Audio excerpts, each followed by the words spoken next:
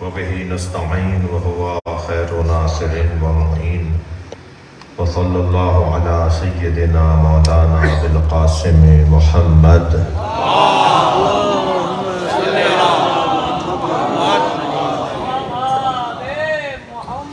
وآله الطيبين الطاهرين المعصومين الذين قال الله إنما يريد الله ليذهب عنكم الرجس أهل البيت ويطهركم تطهيرا.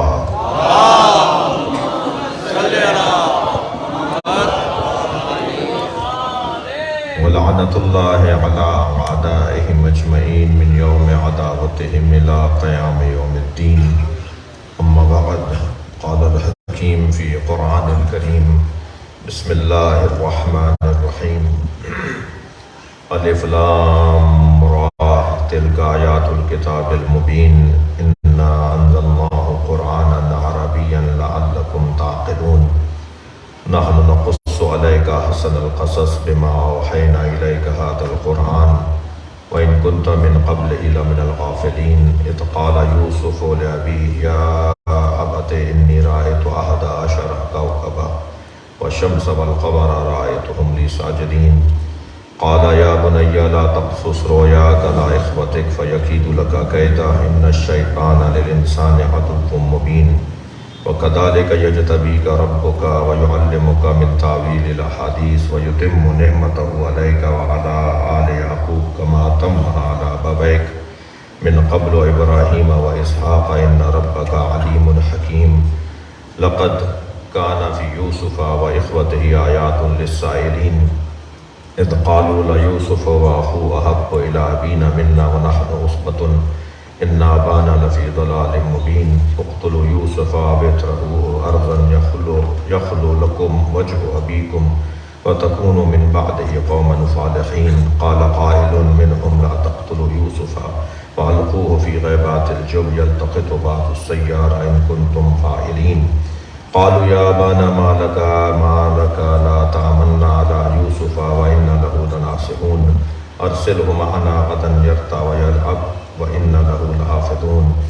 قال إني لا يحزنني أن تذهبوا به وأخاف أن يأكل الذئب وأنتم عنه غافلون.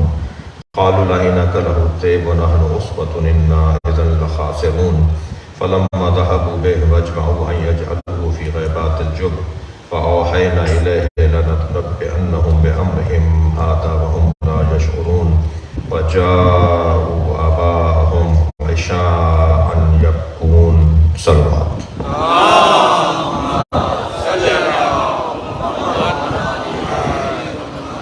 ایک اور صلوات.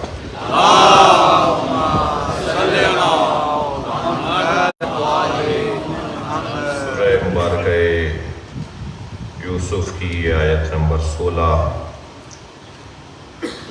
اور آیت نمبر 17، یہ دو آیات آج ہم اس پر غور کریں گے. سورہ یوسف میرے نئے آنے والے دوستوں کے لیے مکی سورہ ہے. 111 آیتیں ہیں. نبی کی نبوت پہ دلیل سورہ ہے. نبی کی نبوت پر دلیل کے طور پر اللہ نے یہ سورہ نازل کیا. انہوں نے تو اتنا پوچھا تھا کہ اگر آپ نبی ہیں تو پھر بتائیں یوسف پر کیا گزری.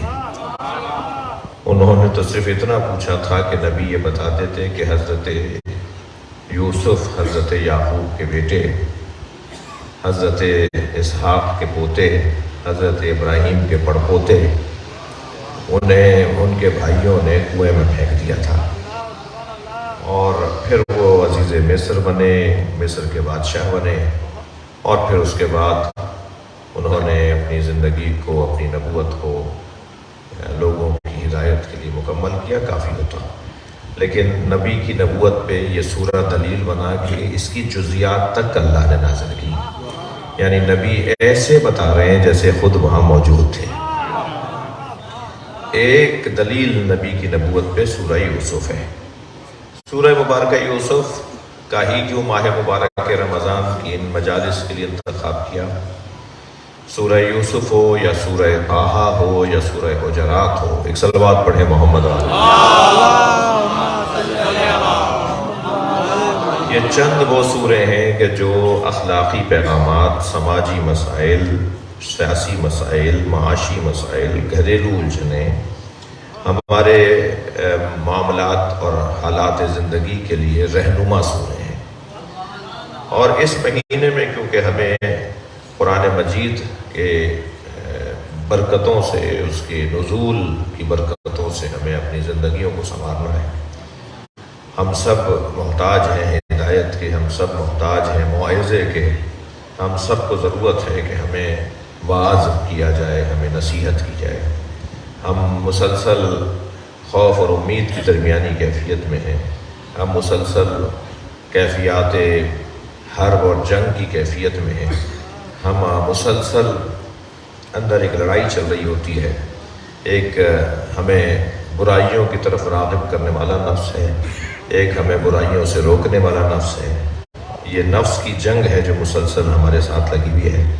ایسی کیفیت میں اگر ہم قرآن سے کچھ اصول لے لیں تو پھر ہمارا وہ نفس غالب آ جائے گا جسے نفس لوامہ کہا جاتا ہے۔ اور جب نفس لوامہ غالب آ جائے گا تو پھر بہرحال ہم اس قابل ہوں گے کہ نفس مطمئنہ کے چاہنے والے شمار کیے جائیں۔ نفس مطمئنہ حسین ابن علی کا چاہنے والا، صلوات پڑھے محمد و آل محمد۔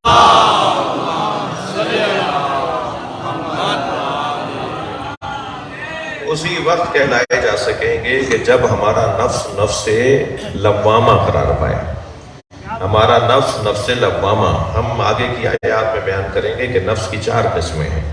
ایک نفس امارہ ہے، ایک نفس لوامہ ہے، ایک نفس مسولہ ہے، اور ایک نفس مطمئنہ ہے۔ یعنی نفس امارہ اور نفس مسولہ ایک گروہ کے نفس ہیں۔ یعنی جس طرح کہہ رہے ہیں دو لشکروں میں جنگ ہو رہی ہو تو ایک لشکر کے 2 سرداروں کو کہتے ہیں نفس امارہ اور نفس مسولہ، اور دوسرے لشکر کے سرداروں میں ایک نفس کو کہتے ہیں نفس امارہ اور ایک کو کہتے ہیں نفس مطمئنہ۔ تو یہ دو گروہ ہیں، نفس کے 2 گروہ ہیں جو لڑائیاں اندر ہو رہی ہیں ہمارے۔ تو آدھا جو ہے موسیٰ بھائی تعجب سے سن رہے ہیں آپ، ایک صلوات پڑھیں ذرا محمد ایک گروہ جو ہے وہ ایک لشکر ہے جس کی سرداروں میں ایک کا نام نفس امارہ ہے اور ایک کا نفس مسولہ ہے، اور دوسرے گروہ کا جو لشکر ہے، دوسرا جو لشکر ہے اس کے سرداروں میں ایک سردار کا نام ہے نفس لوامہ اور ایک کا نام ہے نفس مطمئنہ۔ یعنی نفس مطمئنہ اور نفس لوامہ ایک طرف کے نفس، اور نفس امارہ اور نفس مسولہ ایک طرف کے نفس ہیں۔ اب یہ ہر ایک کے اندر یہ ہوتا بھی نہیں ہے، یعنی یہ کیفیات نفسانی ہیں، یہ نفس کی کیفیات ہیں، مگر ان نفس کی قسموں میں سب سے زیادہ جو مضبوط نفس ہے، جو امام نفس ہے، جو امامت کرنے والا نفس ہے، وہ نفس مطمئنہ ہے۔ تو اگر ہم نفس لوامہ والے گروہ میں آ گئے تو پھر ہم امام حسین کے چاہنے والے شمار کیے جائیں گے۔ ایک صلوات پڑھیں۔ اب ممکن ہے کہ کوئی بچہ یہ سوچے، کوئی جوان یہ سوچے کہ ان کی تشریح بھی تو کریں کہ نفس امارہ کیا ہے، نفس لوامہ کیا ہے، نفس مسولہ کیا ہے اور نفس مطمئنہ کیا ہے۔ تو مجھے اجازت دیں کہ جب یہ بحث آگے آئے گی، کیونکہ قرآن نے اللہ نے ان بھائیوں کو جس نفس کا شکار قرار دیا ہے، اللہ نے ان کی بھی تو ایک کیفیت تھی نا۔ حضرت یعقوب اور حضرت یوسف اپنے زمانے کے نفس مطمئنہ تھے، اور حسین سارے زمانوں کے نفس مطمئنہ۔ صلوات پڑھیں مولا کی ذات پر۔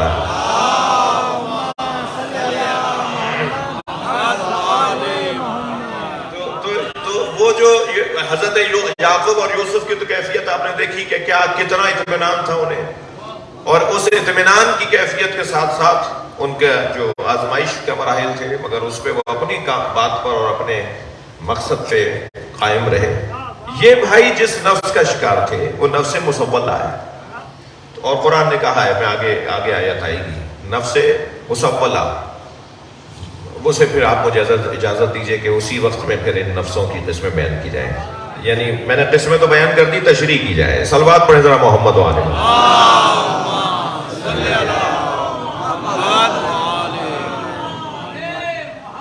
ممکن ہے کوئی، مگر ایک جملے کا کیا دل کر رہا ہے، ممکن ہے کوئی یہ سوچے کہ صاحب یہ جو آپ نے 4 قسمیں بیان کر دی، بعض نے اس سے زیادہ بھی قسمیں بیان کی ہیں، مگر وہ بعض جو اور قسمیں وہ انہی کے اندر آ جاتی ہیں. یعنی بعض ایسی اور قسمیں بھی ہیں کہ جو ان کے ضمن میں آ جائیں گی، لیکن اصلی عمدہ جو قسمیں ہیں وہ یہی ہیں جو میں آپ سے عرض کر رہا ہوں. تو اس کا کیا مطلب ہے؟ مطلب یہ ہے کہ جس طرح بلا تشبیہ ہمیں ہمارے اوپر کچھ کیفیتیں ہوتی ہیں، کچھ کیفیتیں ہم پر حاکم ہو رہی ہوتی ہیں. کبھی کبھی مادی طور پر ہمیں بھوک کی کیفیت ہوتی ہے، تو اس بے چینی کو آپ ذرا محسوس کریں کہ اس وقت میں کس چیز پر ساری توجہ ہوتی ہے. جب جیسے جیسے بھوک کی کیفیت بڑھتی ہے، ایسے ایسے کسی خاص چیز پر توجہ بڑھ رہی ہوتی ہے. ایسے ہی کچھ اور کیفیات بھی ہیں جو بعض ممبر پہ بیان کرنے کی نہیں ہے. تو وہ جو کیفیات ہیں وہ نفس کی کیفیات ہیں. اس وقت میں جب کسی چیز کی شدت بڑھنے لگے، جب کسی چیز کی شدت بڑھنے لگے تو پھر نفس کسی نہ کسی خانے میں جا کے فٹ ہوتا ہے.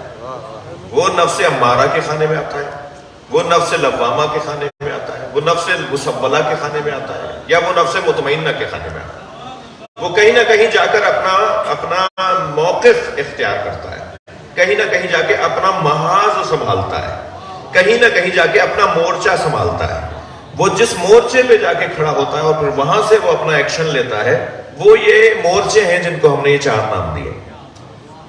لہٰذا انسان بہرحال روزانہ اس کیفیت میں، اور روزانہ انہی کیفیتوں میں بہت سی چیزوں میں نہ صحیح میں مبالغہ نہ کروں، مگر کچھ چیزوں میں اپنے اعتبار سے، ہمارے اعتبار سے، ہم اپنے ہی اعتبار سے کچھ چیزوں میں ہمارا ایک کیفیت اطمینان کی ہوتی ہے. ہمارا نفس کچھ دیر کے لیے کسی ایک چیز کے اندر نفس مطمئنہ ہوتا ہے. یعنی دنیا ادھر سے ادھر ہو جائے، ساری دنیا مل کے مجھے ذبح بھی کر دے، مگر میں وہی بولوں گا جو ہے. وہ جو ایک کیفیت ہوتی ہے نا کہ کوئی میری بات نہیں سمجھ رہا، کوئی میری بات نہیں مان رہا، نہ مانے مگر میں مطمئن ہوں. یہ جو کیفیت ہوتی ہے وہ ہمارے اندر بھی ایک نفس مطمئنہ کی کیفیت ہوتی ہے. تو ہم اپنی جگہ پر بھی بعض موضوعات میں نفس مطمئنہ ہوتے ہیں، لیکن وہ کون نفس مطمئنہ ہے جیسے اللہ نفس مطمئنہ کہے. مولا حسین پہ ایک صلوات ہدیہ کریں.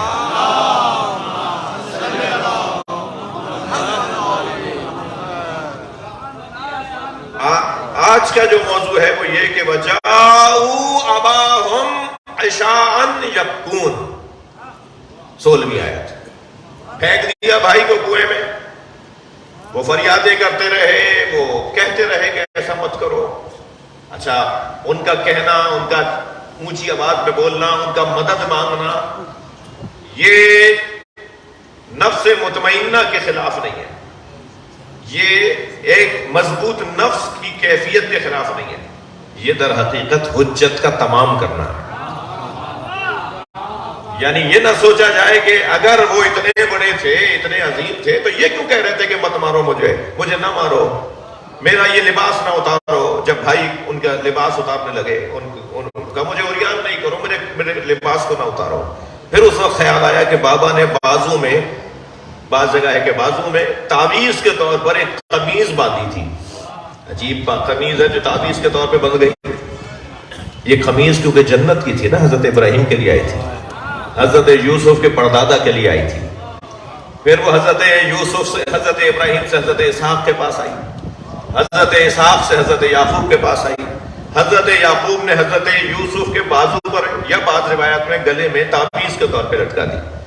اچھا، جب انہیں پہنا کر دکھا رہے تھے کہ اسے پہننا کیسے ہے، تو وہ اتنی بڑی تھی کہ ان کے پیروں تک آ گئی تھی. حضرت یوسف کو حضرت ابراہیم جب بھیج رہے تھے بھائیوں کے ساتھ، انہوں نے کہا ہمارے ساتھ بھیج دیجئے، ہم کھیلنے جا رہے ہیں، ہمارے ساتھ بھیج دیجئے. کتنے دن کی جتن کے بعد تیار ہوئے حضرت یعقوب. کتنے دن تک یہ بھائی کہتے رہے، آپ پچھلی مجالس میں مجھ سے سن چکے ہیں. کتنے دن کے بار بار اصرار کے بعد حضرت یعقوب تیار ہوئے حضرت یوسف کو بھیجنے کے لیے.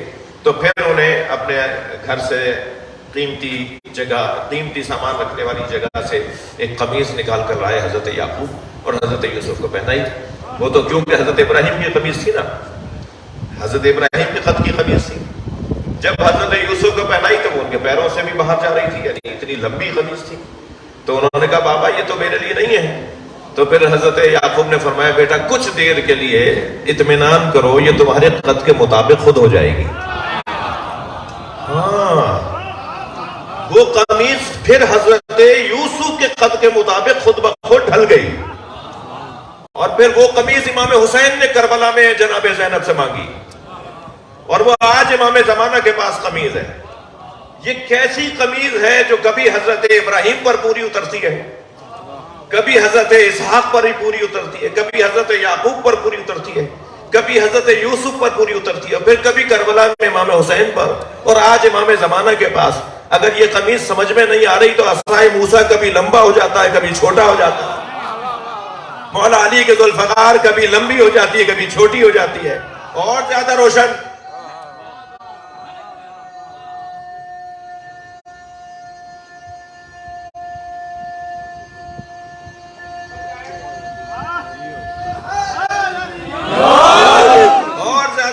مثال دے دیتا ہوں. یہ چادر کسائے یمنی یہ کیسی چادر ہے جو نبی پر بھی پوری اترتی ہے.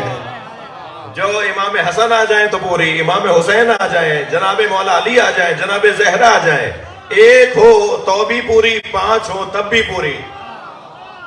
یہ چادر میں یہ جملہ پہلے کہہ چکا ہوں مگر دل کر رہا ہے کہ دوبارہ ہدیہ کر دوں. ہم محاورتاً کہتے ہیں کہ چادر دیکھ کر پیر پھیلاؤ، اور چادر اہل بیت کو دیکھ کر پھیلتی ہے. صلوات پڑھیں محمد و آل محمد.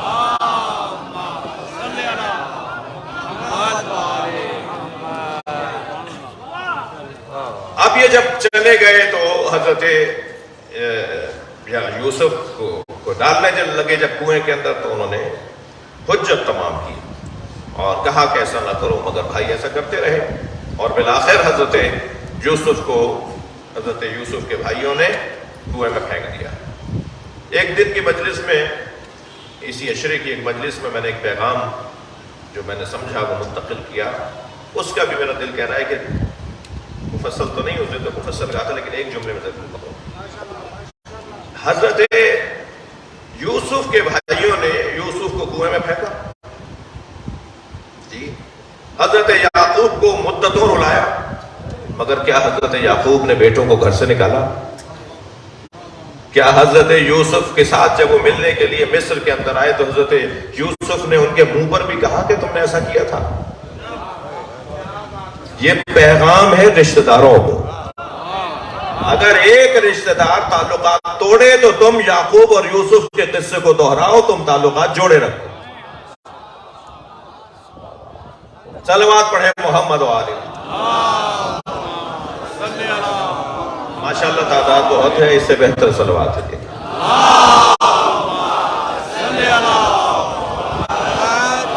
بالآخر انہوں نے حضرت یوسف کو کنویں میں پھینک دیا اور پھر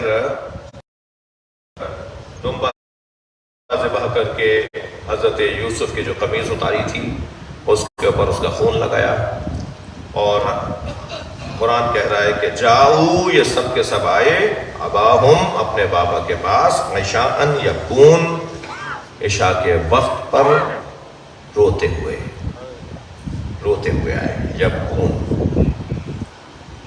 بکا، گریا، یہ روتے ہوئے حضرت یعقوب کے پاس آئے. عمل ہے یا یہ عمل ہے؟ میں لفظ اور بہتر کروں، کیا یہ عمل میں تضاد ہے؟ نہیں، وہ عمل بھی ایک عمل ہے اور گریا بھی ایک عمل ہے. جب توجہ چاہوں گا، جب انسان منافق ہو جائے تو پھر اس کا قول اور اس کے فعل میں تضاد ہوتا ہے. یا میں اور لفظوں کو بہتر کروں، جس کے قول اور فعل میں تضاد ہو اسے منافق کہا ہے.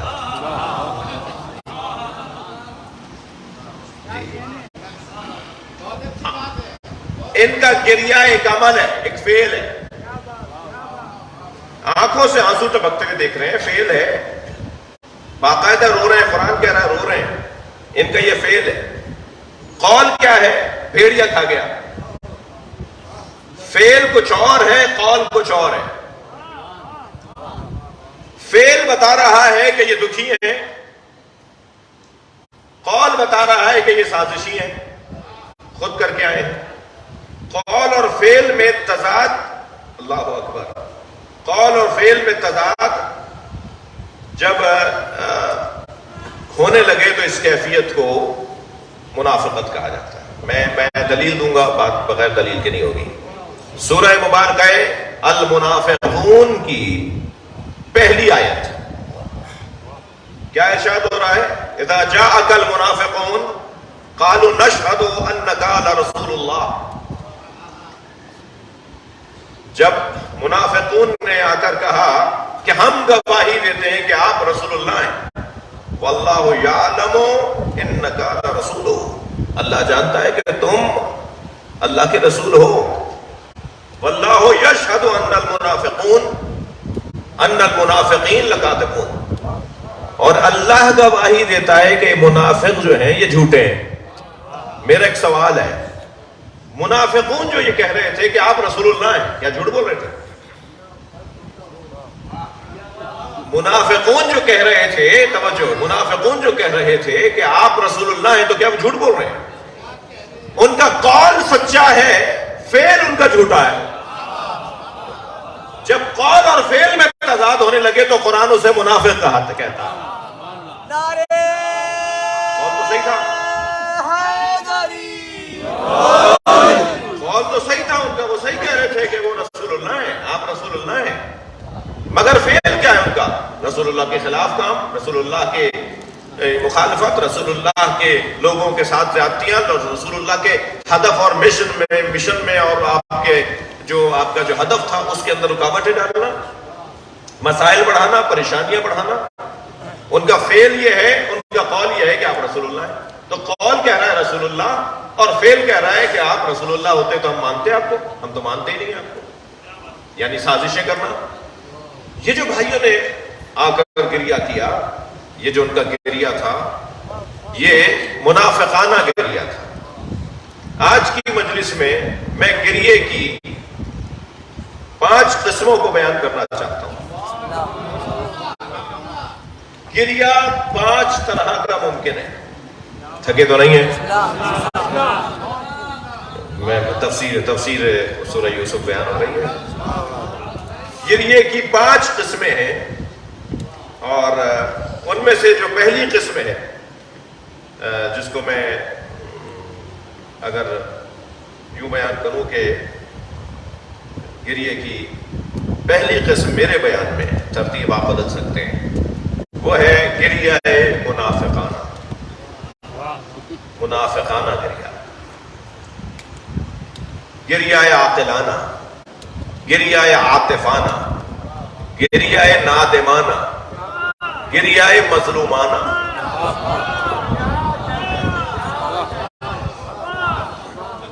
اب کیا کریں کہ یہ جو تفسیر سورہ یوسف کا بیان ہے، تو کیونکہ میں شعراء کرام اس مجالس کا حصہ ہیں اور تھوڑا بہت ذوق تو رکھتا ہوں، ہلکا پھلکا سماعت میری اچھی ہے خود، تو ادب ایسے بس آپ کی ذرا نوازی ہے۔ یہ جو گریہ منافقانہ ہے، یہ جیسے بھائیوں نے گریہ کیا، یہ حضرت یوسف کے بھائیوں کا گریہ ہے، یہ حضرت یعقوب کے بچوں کا گریہ، یہ منافقانہ گریہ ہے۔ اور اس منافقانہ گریے کے حوالے سے میں اتنا ضرور کہوں گا کہ روایات میں آیا ہے کہ جب انسان میں منافقت تمام ہونے لگے، یعنی جب منافق تام ہو جائے، جب مکمل منافق ہو جائے، اللہ کرے ان مجلسوں کی برکت سے ہمارے ہاں یہ بیماری نہ آئے، یہ بیماری قول و فعل کے تضاد کی، لما تقولون ما لا تفعلون، وہ باتیں کیوں کرتے ہو جو وہ باتیں کیوں کہتے ہو، وہ باتیں کیوں کرتے ہو جس پر عمل نہیں کرتے۔ قرآن مجید نے منع کیا ہے کہ وہ باتیں مت کرو جس پہ تم عمل نہیں کر سکتے۔ تو یہ جو منافق جب تام ہو جاتا ہے، منافقت جب تمام ہو جاتی ہے، یعنی واقعی منافق جب ہو جاتا ہے نا، تو نفاق، توجہ، تو نفاق اس کے اعضاء و جوارح سے ظاہر ہونے لگتا ہے، اس کے اعضاء و جوارح سے نفاق ظاہر ہونے لگتا ہے۔ حدیث سنا رہا ہوں میں آپ کو، اذا تم النفاق المرء ملک عینہ، جب کسی شخص کے اندر، حدیث سنائی میں نے آپ کو، مولا علی کا فرمان سنایا ہے، اذا تم نفاق المرء ملک عینہ، جب کسی کے اندر منافقت پوری ہو جاتی ہے، وہ مکمل منافق ہو جاتا ہے، تو منافقت اس کی آنکھوں کی مالک بن جاتی ہے۔ منافقت، اب وہ جو دیکھ رہا ہوتا ہے وہ منافقانہ نگاہ ہے، وہ جو بول رہا ہے وہ منافقانہ زبان ہے، وہ جو سن رہا ہے وہ منافقانہ سماعت ہے، وہ جو قدم اٹھا رہا ہے وہ منافقانہ قدم ہے، منافقت اس کی حاکم بن جاتی ہے۔ اب مولا علی کا ایک اور قول بھی سنا دیتا ہوں، فرماتے ہیں ان هذه القلوب اوعیۃ، یہ جو دل ہے نا تمہارے، یہ ظرف ہے، یہ قلوب جو ہے، یہ قلب جو ہے وہ ظرف ہے، تھک تو نہیں رہے نا، یہ جو قلب ہے، ان هذه القلوب، یہ جو قلب ہے، اوعیۃ، یہ ظرف کی طرح ہے، ظرف، فخیرها اوعاها، اس کے اندر اگر خیر ہوگا تو خیر ظاہر ہوگا، اس میں شر ہوگا تو شر ظاہر ہوگا، یعنی ہاتھ پیر آنکھ ناک کان، ہاتھ پیروں سے جو چیز ظاہر ہوگی وہ وہی ہوگی جو قلب میں ہے۔ قلب میں اگر خیر بستا ہے تو ہاتھوں سے خیر، آنکھوں سے خیر، زبان سے خیر، کان سے خیر، پیروں سے خیر، اور اگر قلب کے اندر شر بستا ہے تو پھر ہر اعضاء و جوارح سے شر ہی شر ظاہر ہوگا۔ بہت سارے لوگ ایسے موذی ہوتے ہیں، صلوات پڑھیں ذرا محمد،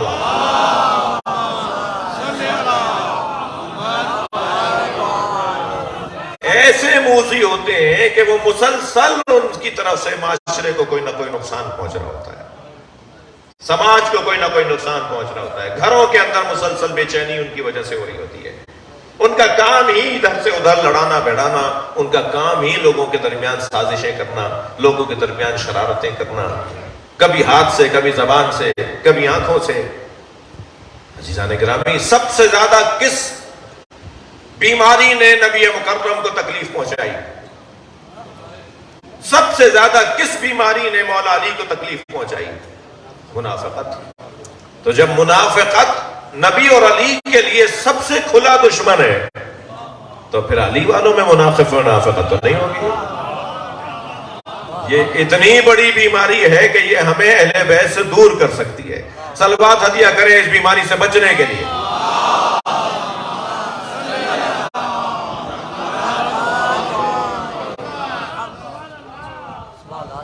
یہ جو منافقت کی بیماری پنپنے لگتی ہے وہ کس رستے سے آتی ہے، کس سوراخ سے آتا ہے؟ یہ سانپ، تھک تو نہیں رہے؟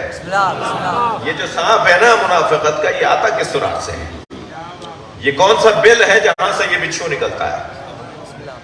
وہ جس بل سے، جس سوراخ سے یہ بچھو، یہ سانپ نکلتا ہے، وہ سوراخ، ایک سوراخ، اس میں سے ایک سوراخ جھوٹ ہے۔ ماہ رمضان ہے بھائی، اللہ مجھے ان باتوں پہ عمل کی توفیق عطا فرمائے۔ ایک سوراخ، جس سوراخ سے یہ منافقت کا سانپ آتا ہے، یہ بچھو آتا ہے، وہ ہے جھوٹ۔ جھوٹ میں جب ذائقہ آنے لگے، مزہ آنے لگے، ٹیسٹ جھوٹ کا بحال ہو جائے، ہم چاہیں تو سچ کا ٹیسٹ بحال کریں، ہم چاہیں تو جھوٹ کا ٹیسٹ بحال کریں، جیسے ہم غذاؤں کے ٹیسٹ بحال کرتے ہیں۔ کتنی چائنیز ڈشیں تھیں جب آئی تھیں تو ہمیں اچھی نہیں لگتی تھی، آج ہر دسترخوان پہ چائنیز ڈشیں ہیں، اس لیے کہ ٹیسٹ بحال ہو گیا۔ میں جب پڑھنے کے لیے گیا تو وہاں کے پھیکے کھانے ایرانیوں کے، اسے الٹی ہوتی تھی، طبیعت خراب رہتی تھی، پیٹ خراب رہتا تھا۔ لیکن آج اگر کسی دسترخوان پہ کوئی چلو مرغ یا چلو کباب یا جوجا کباب یہ رکھا ہوا ہو تو دل کرتا ہے کہ اسی کو استعمال کیا جائے۔ تو جب ٹیسٹ بحال ہو جاتا ہے تو انسان پھر اس سے وابستہ ہو جاتا ہے، پھر اس کی طرف راغب ہو جاتا ہے، پھر وہ اس کی عادتوں کا حصہ بن جاتا ہے۔ منافقت جس سوراخ سے آتی ہے بیماری، اس سوراخ کو جھوٹ کہا جاتا ہے۔ اگر جھوٹ سے ہم اپنے آپ کو بچا لیں تو منافقت کا سوراخ بند ہو جائے گا۔ ہم وہ بل بند کر دیں گے، وہ رستہ بند کر دیں گے جس رستے سے یہ بیماری آ سکتی ہے۔ بھائیوں کو دیکھیے آپ، حضرت یوسف کے بھائیوں کو، منافقت کی حد ہے، منافقت کی حد ہے۔ بھائی کو کنویں میں پھینک دیا، وہ فریادیں کرتے رہے، وہ کہتے رہے میرے ساتھ ایسا نہ کرو، مگر اس کے بعد پھینک کر آ رہے ہیں اور آ کر بھی رو رہے ہیں۔ چلیں یہاں تک تو بات سمجھ میں آ رہی تھی کہ انہوں نے جھوٹ کا ماحول بنایا کہ اس میں دمبا ذبح کر کے اس کا خون لگا دیا کتے کے اوپر، لیکن رو بھی رہا، تو اس کا مطلب ہے کہ ایسا ہو سکتا ہے۔ یعنی آنکھ استعمال ہو، کان استعمال ہو، زبان استعمال ہو ان چیزوں میں جس میں ہمارا اختیار نہیں ہے۔ دیکھیے آنکھ سے آنسو آنا آپ کا میرے اختیار میں نہیں ہے، کچھ غیر اختیاری اعمال ہیں ہماری زندگیوں میں۔ مثلا میں اگر کسی بچے کی غلطی پر اسے مجمع میں ٹوک دوں، یہ کیا کیا تم نے، تو اس کا چہرہ ایک مرتبہ باقاعدہ پھیکا پڑنے لگے گا، اس کا چہرہ باقاعدہ زرد پڑنے لگے گا، اس کا زرد چہرہ بتائے گا کہ اس کا دل ٹوٹ گیا ہے۔ اس کے ہاتھ میں بھی نہیں ہے کہ اس زردی کو ختم کرے، اس کے ہاتھ میں بھی نہیں ہے کہ اس زردی کو روک لے کہ وہ چہرے پہ نہ آئے، خود بخود چہرہ ترجمان مملکت بدن بن جاتا ہے۔ جو اس کی بدنی کیفیات ہوتی ہیں وہ ساری چہرے سے ظاہر ہو رہی ہوتی ہیں۔ تو ہم روک نہیں سکتے، کوئی نہیں روک سکتا اپنے چہرے کی زردی کو، کیونکہ وہ اندر کی کیفیت ہے۔ ایسے ہی مسکرانا، کتنا ہی آپ ابو سن قمطریرہ بن کے بیٹھ جائیں، کتنا ہی آپ جو ہے وہ ایسے بیٹھ جائیں جیسے 5واں جہاز ڈوبا ہو، لیکن کوئی بات اگر آپ کے دل کو اچھی لگے گی، دماغ کو اگر تفریح پہنچے گی، تو چہرے پہ مسکراہٹ آ جائے گی۔ مسکراہٹ روکی نہیں جا سکتی۔ بعض لوگ تو مسکراہٹ روکنے کے لیے محفل سے اٹھ جاتے ہیں کہ یہ محفل ہنسنے کی نہیں ہے، مگر ہنسی رکی نہیں رہی، تو یہاں سے اٹھ کے باہر چلے جاؤ، لوگ کہیں برا نہ محسوس کریں کہ دیکھو یہ ہنس رہے تھے بیٹھے ہوئے۔ جی ایسے ہی رونے کی کیفیت ہے، ایسے ہی ہنسنے کی کیفیت ہے، ایسے ہی چہرے کا پھیکا پن ہے۔ یہ جو آنکھوں میں آنسو اتر کے آ رہے ہیں، یہ اختیاری نہیں ہے۔ جب اختیاری نہیں ہے تو یہ کیسے جھوٹے مار کے بھی آئے اور رو بھی رہے؟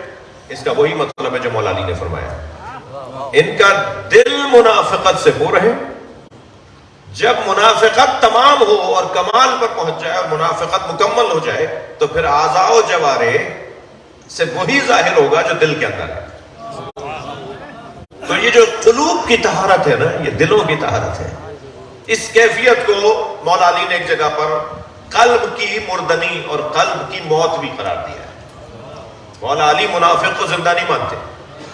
مولا علی فرماتے ہیں میتیں دو طرح کی ہوتی ہیں، کچھ لیٹی ہوئی میتیں ہوتی ہیں، کچھ چلتی پھرتی میتیں ہوتی ہیں۔ مولا علی کا فرمان ہے جو چلتے پھرتے جنازے ہوں علی کے نزدیک وہی منافق ہے، جو منافق ہے وہی چلتی پھرتی میتیں ہیں۔ یہ رو رہے ہیں، باقاعدہ رو رہے ہیں، آنسوؤں سے رو رہے ہیں، اور رونا ان کے اختیار میں نہیں تھا، مگر اس لیے اختیار میں نہیں تھا کہ انہوں نے اپنا اختیار کسی اور کے حوالے کیا، شیطان کے حوالے کیا تھا۔ حضرت یعقوب نے فرمایا ان الشیطان للانسان عدو مبین، پچھلے والی آیات ہے۔ اب یہ کیفیت ہے منافقت کی جو جس سے ایک اظہار گریے کا ہے، رونے کا ہے، گریا منافقانہ۔ حضرت زینب کبریٰ سلام اللہ علیہ کی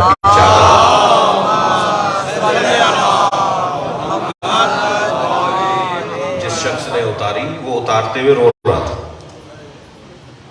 تو بیوی نے فرمایا تم میری چادر مجھے دے دو، مجھے واپس کر دو۔ تو اس نے کہا مجھے اس پر انعام ملے گا کہ میں نے اتنا بڑا کام کیا۔ تو حضرت فرمایا رو کیوں رہے ہو؟ کہا مجھے رونا آ رہا ہے۔ تو وہ جو قول و فعل میں تضاد ہے، اس کی مثالوں میں ایک مثال یہ ہے، یہ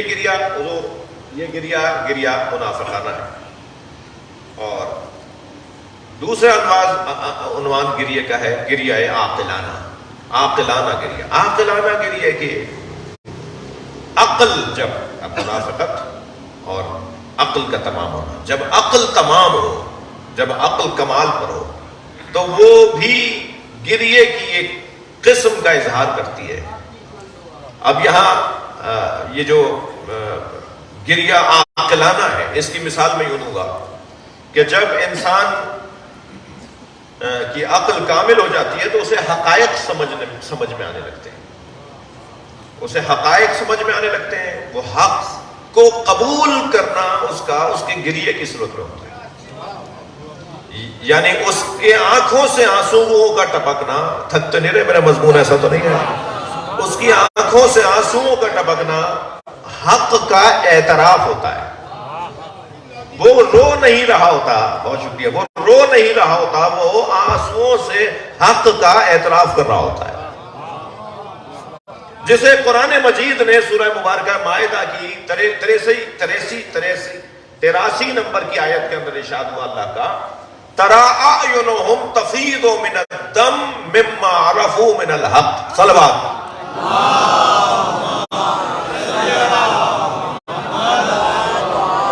اے میرے حبیب, آپ نے انہیں دیکھا کہ جب ان پر یہ واضح ہو گیا کہ اللہ ہے تو ان کی آنکھوں سے آنسو جاری ہو گئے. یعنی جب حق روشن ہو جاتا ہے, حق تک پہنچ جاتے ہیں, جس کی تلاش میں عقل تھی وہ مل جاتا ہے, جسے عقل ڈھونڈ رہی تھی وہ اسے مل جاتا ہے, تو اس کا وہ مل جانا اس کی آنکھوں میں آنسوؤں کی صورت میں ظاہر ہوتا ہے. وہ رو نہیں رہا ہوتا مگر اقرار کر رہا ہوتا ہے کہ مجھے وہ مل گیا جس کی تلاش میں میری عقل تھی. یہ قرآن کی زبان ہے, اور قرآن کہہ رہا ہے کہ حق پا جانے کے بعد کچھ لوگوں کو آپ دیکھیں گے کہ ان کی آنکھوں میں آنسو آ جاتے ہیں. میں نے ایسے لوگ دیکھے ہیں, آپ نے ایسے لوگ دیکھے ہوں گے کہ جب انہیں کوئی مقام ملتا ہے جس کی تلاش میں وہ تھے, کچھ ملتا ہے جس کی تلاش میں وہ تھے, تو ان کی آنکھوں میں آنسو آ رہے ہوتے ہیں. ماں باپ کو آپ نے دیکھا ہے جب بچے کو ڈگری مل رہی ہوتی ہے تو رو کیوں رہے ہوتے ہیں؟ ارے بھائی یہ تو خوشی کا دن تھا, یہ تو خوشی کا دن تھا. آپ کے بچے کو ڈگری ملی, آپ کے بچے کو ڈاکٹریٹ کی سند ملی, آپ کے بچے کے سر پہ وہ یونیورسٹی والوں نے خاص کیپ لگایا اور سب تالیاں بجا رہے ہیں اور اماں کی آنکھوں میں آنسو ہیں. وہ گویا جس کی تلاش میں ان کی عقل تھی وہ اسے مل رہا ہوتا ہے. تو یہ آنسو عاقلانہ آنسو ہوتے ہیں. نبی مکرم فتح مکہ کے موقع پہ مسلسل رو رہے تھے. فتح مکہ کے موقع پہ سرکار کی آنکھوں سے آنسو رک نہیں رہے تھے. اذا جاء نصر اللہ والفتح ورأیت الناس يدخلون فی دین اللہ افواجا فسبح بحمد ربک واستغفرہ انہ کان توابا. فتح مکہ جب آیا, مکہ جب فتح ہو رہا تھا, لوگ جوق در جوق نبی کی خدمت میں لائے جا رہے تھے. اس وقت میں حضرت بلال خانہ کعبہ کی چھت پہ کھڑے ہو کے اذان کہہ رہے تھے, نبی رو رہے تھے. تو کسی نے پوچھا یا رسول اللہ یہ آپ کا گریہ کیسا ہے؟ فرمایا جو اللہ نے وعدہ کیا تھا وہ میں اپنی آنکھوں سے دیکھ رہا ہوں. وہ گریہ ہے, عاقلانہ گریہ ہے, عاقلانہ گریہ. یہ میں اس میں اپنے تیسرا گریہ ہے نادمانہ, ندامت کا گریہ. ہم امام حسین پہ جو روتے ہیں وہ گریہ ندامت نہیں ہے. ندامت یعنی کسی غلط کام کے, برے کام کے ہو جانے کے نتیجے کو دیکھ کر رونا. وہ جو گریہ نادمانہ ہے اس کے لیے قرآن مجید نے ارشاد فرمایا ادعو ربک تضرعا.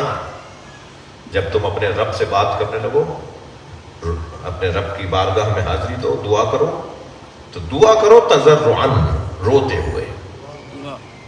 وہ جو اللہ سے مناجات اور دعاؤں کی کیفیت اور اس کا جو طریقہ اللہ نے بتایا ہے وہ اس میں گریہ ہے. تضرعا واذکر ربک فی نفسک تضرعا وخیفۃ ودون الجہر من القول بالغدو والآصال ولا تکن من الغافلین. سورہ اعراف 205. اس آیت کے اوپر میں آپ سے تھوڑی سی توجہ چاہتا ہوں. گریہ ندامت کے اوپر بات کر رہا ہوں, گریہ نادمانہ گریہ, اس کے اوپر ہم بات کر رہے ہیں. اللہ کہہ رہا ہے کہ اپنے رب کو یاد کرو تضرعاً, روتے ہوئے, خیفتاً, خوف کی کیفیت میں, ودون الجہر من القول, الفاظ کے بغیر. اللہ کو یاد کرو الفاظ کے بغیر. کوئی لفظ زبان سے ادا نہ کرو، تضرعاً خیفتاً بالغدو والآصال، صبح شام. یعنی اللہ ہمیں اپنے آپ سے بات کرنے کا ایک سلیقہ بتا رہا ہے. الفاظ کے ساتھ بات کرنے کی بھی آیات ہیں. ہرگز اس آیت سے یہ مطلب نہ لیا جائے کہ پھر دعائیں جو ہیں، مناجات جو ہیں وہ پڑھنا چھوڑ دیں. مولا علی کی دعائیں کومیل ہے، مولا حسین کی دعائیں عرفہ ہے، اس کے لیے آیات علیحدہ ہیں. لیکن ایک طریقہ اللہ نے یہ بھی بتایا ہے. وہ طریقہ یہ ہے کہ جب تم اللہ کی بارگاہ میں جہاں ادعو کا لفظ آیا ہے نا، ادعو، وہاں تو الفاظ والی دعائیں ہیں، مناجات ہیں، دعائیں عرفہ ہے، دعائیں کومیل ہے. لیکن جہاں وذکر کا لفظ آیا ہے وہاں اس بات کی طرف رہنمائی ہے کہ اللہ کو یاد کرو، مگر الفاظ کے بغیر. تھوڑا سا کبھی میں کچھ عرفہ کی کیفیت بہرحال دیکھی ہے، اس کا ذائقہ نہیں لے پائے. دعا کریں کہ وہ ذائقہ ہمیں بھی نصیب ہوں. خاموشی کے ساتھ کبھی مصلی پر، کبھی صحرا میں، کبھی تنہائی میں، کبھی کسی کونے میں، کبھی گھر کی چھت پہ تنہائی میں بیٹھ کر غور کرنا. اللہ کہہ رہا ہے کہ بغیر الفاظ کے مجھ سے بات کرو. جب بغیر الفاظ کے اللہ سے بات کریں گے نا تو اس وقت آنکھوں میں آنسو آئیں گے. بولو نہیں، بات نہیں کرو، اپنے آپ کو پیش کرو. اس کیفیت کو بعض عرفا مراقبہ کہتے ہیں. عرفا کی زبان میں اس کیفیت کو مراقبہ کہا جاتا ہے. خاموشی سے بیٹھ جاؤ گا. میں بچوں جوانوں سے کہوں گا کہ پہلے دن یہ 1 گھنٹہ نہیں بیٹھنا، 10 منٹ سے شروع کرو. 10 منٹ، جوانوں بچوں سے بات کر رہا ہوں. 10 منٹ روزانہ صبح یا شام کو ایک وقت طے کرو جس میں خاموشی کے ساتھ اللہ کے سامنے بیٹھ جائے، بغیر کچھ بولے ہوئے اللہ کی بارگاہ میں. پھر وہ کیفیت ایک طاری ہوگی اور پھر آنکھوں میں آنسو بھی آ جائیں گے. یہ جو کیفیت ہے اسے کہتے ہیں کریا نادمانہ، ندامت کا کریا. پھر آپ دیکھیے گا خیال آ رہا ہوگا یہ ہو گیا مجھ سے، یہ ہو گیا مجھ سے. یہ عرفا کے ہاں اور عالموں کے ہاں، اور خاص طور پر جو بزرگ شخصیات ہیں ان کے ہاں ایسی کیفیت رہی ہے. اور یہ جو نادمانہ کریا ہے اس کا اگر مجسم ایک منظر آپ دیکھنا چاہیں میری زبان میں تو آپ بچوں کے کھیل میں جب لڑائی شروع ہو جاتی ہے اس میں آپ اس گریہ ندامت کو محسوس کر سکتے ہیں. وہ جس نے دھکا دیا ہوا ہوتا ہے نا وہ اس سے زیادہ رو رہا ہوتا ہے کہ جس کو دھکا لگا ہوتا ہے. اب وہ جو گرا ہے، جس کی کونی چھلی ہے، جس کا گھٹنا پھوٹا ہے، وہ تو رو ہی رہا ہے. بھائی تم کیوں رو رہے ہو؟ تم نے تو دھکا دیا. اچھا پھر وہ جس نے دھکا دیا ہے وہ بھی رو رہا ہے، وہ جو گرا ہے وہ بھی رو رہا ہے، اور جو کھیل رہے ہیں وہ بھی سب رو رہے ہیں. تم کیوں رو رہے ہو؟ وہ ایک رونے کا ماحول بنتا ہے. وہ سب کے سب اظہار ندامت، وہ سب کے سب اس بات کے اوپر نادم ہوتے ہیں کہ یہ ہمارے بھائی کے ساتھ غلط ہوا ہے. بعض نے کیا ہوتا ہے وہ بھی رو رہا ہوتا ہے، جس نے نہیں کیا ہوتا وہ بھی رو رہا ہوتا ہے. یہ نادمانہ کریا، یہ ایک مجسم ہم ایک روزانہ بھی اس کو محسوس کیا جا سکتا ہے. ایک صلوات پڑھے ذرا.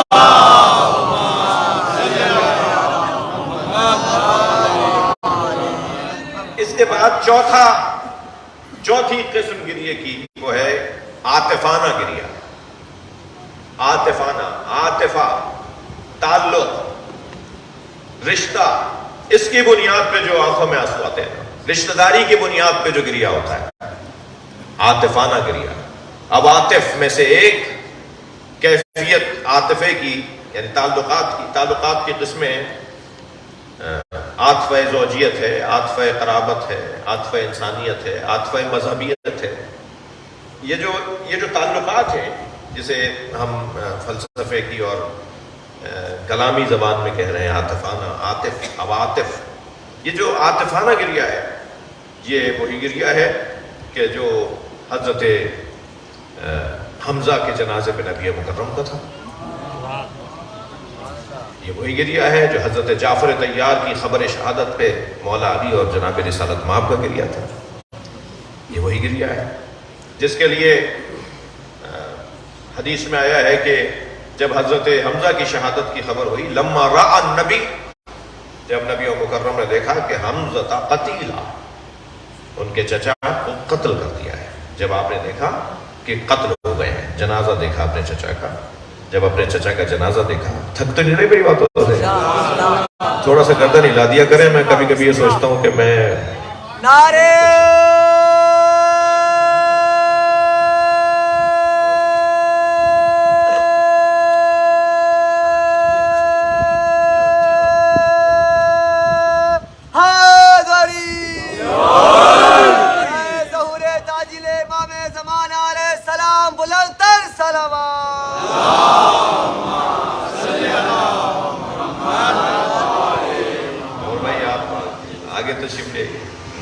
ایک اور صلوات ہے بھائی، بلند صلوات. لما رأى النبی حمزہ قتیلا، جب سرکار دو جہاں نے دیکھا کہ حضرت حمزہ شہید ہو گئے ہیں، بکا فلما رأى مصلا به شہق ویقول انا لعمی الحمد لا بواکی لہ. جب حضرت رسالت مآب نے دیکھا کہ حضرت حمزہ شہید ہو گئے تو آپ روئے. اور جب یہ دیکھا کہ ان کے بدن مبارک کی توہین بھی ہوئی ہے، یعنی پہلے تو دیکھا کہ میرے چچا شہید ہو گئے، خبر آئی، دیکھ لیا، جنازہ دیکھا دور سے، لیکن جب قریب جا کے جنازے کو مصلح دیکھا، پامال لاشا دیکھا، آپ کے کانوں کو بریدہ کر دیا تھا، ناک کو بریدہ کر دیا تھا، ہونٹ کاٹ دیے تھے آپ کے، سینہ چاک کر کے جگر نکال کے چبانے کی کوشش کی. جی میرے عزیزوں، آپ میں سے بہت سو سے زیادہ میں اتحاد بین المسلمین کا نہ صرف قائل ہوں، دائی ہوں، اور جتنا رواداری کا قائل ہمیں ہونا چاہیے ہم اتنے ہیں، لیکن حالات کچھ ملک کے بگڑتے جا رہے ہیں. ایک طبقہ، ایک سوچ اس ملک پر غالب آتی جا رہی ہے. پاکستان مسلکی ملک نہیں تھا، مسلمان ملک تھا. اس ملک کو مسلکی ملک بنانے کی ناکام کوشش ہو رہی ہے، اور مثلاً اس طرح کے بل اور اس طرح کے اسمبلیوں کے ذریعے سے کچھ چیزوں کو پاس کروانا، جس کے بہانے سے وہ ان لوگوں کو تحفظ فراہم کرنا چاہتے ہیں جن کا اسلام سے کوئی تعلق نہیں تھا، جنہوں نے سوائے نبی مکرم کی تکلیف اور نبی مکرم کو سوائے تکلیف پہنچانے کے اور اہل بیت کو سوائے اور اسلام کو نقصان پہنچانے کے علاوہ کچھ اور نہیں کیا. وہ جو مجبوراً مسلمان ہوئے، انہیں سپورٹ کرنے کے لیے، انہیں چھتری فراہم کرنے کے لیے، ان کو مضبوط کرنے کے لیے کچھ کام اس ملک میں ہو رہے ہیں. میں آپ سے گزارش کروں گا، نہیں معلوم کہ ہم میں سب کو تو ایک سے لڑنے کا اعلان کیا، ہم لڑنے کو تیار ہیں، انہیں ماننے کو تیار ہیں.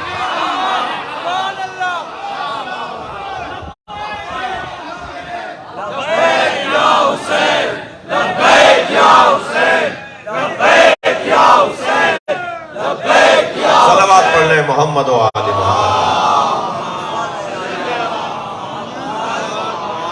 رکھ دو ہمارے گلے پہ چھری، رکھ دو ہمارے گلے پہ چھری. ہم بنی امیہ کے بعض لوگوں کو نہیں مانیں گے اور بعض اور لوگوں کو بھی نہیں مانیں گے، مگر تمہاری وجہ سے ان کے بارے میں کچھ بولیں گے نہیں.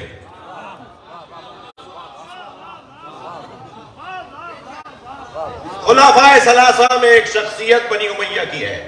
ہم تمہاری وجہ سے کچھ بھی نہیں بولیں گے، خاموش رہنا اپنی واجب ذمہ داری قرار دیں گے. لیکن بعض لوگوں کو ہم مان لیں، بعض لوگوں کے کرتوت ہم نہ بتائیں، بعض لوگوں کے بارے میں اپنی نسلوں کو آگاہ نہ کریں، یہ ہم سے نہیں ہوگا. اور یہ کوئی نئی بات نہیں ہے جو تمہاری طرف سے ہمیں دھمکیاں مل رہی ہیں. یہ ہمارے بزرگوں سے یہ عمل ہوتا آیا ہے، اور تشیع کی بنیادوں میں یہ ہے کہ حق کو حق اور باطل کو باطل بولا جائے گا.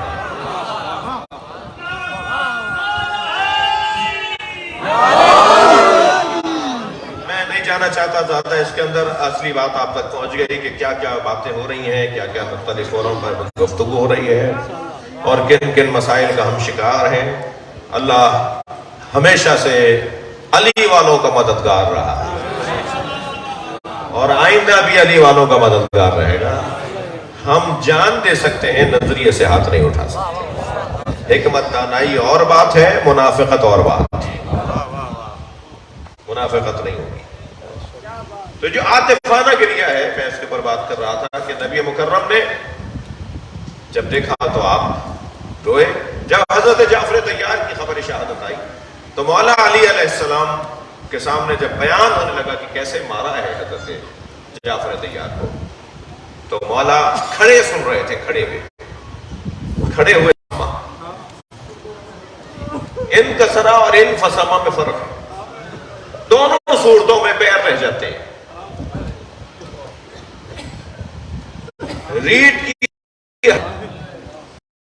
دونوں صورتوں میں وہ کھڑا نہیں رہ پاتا.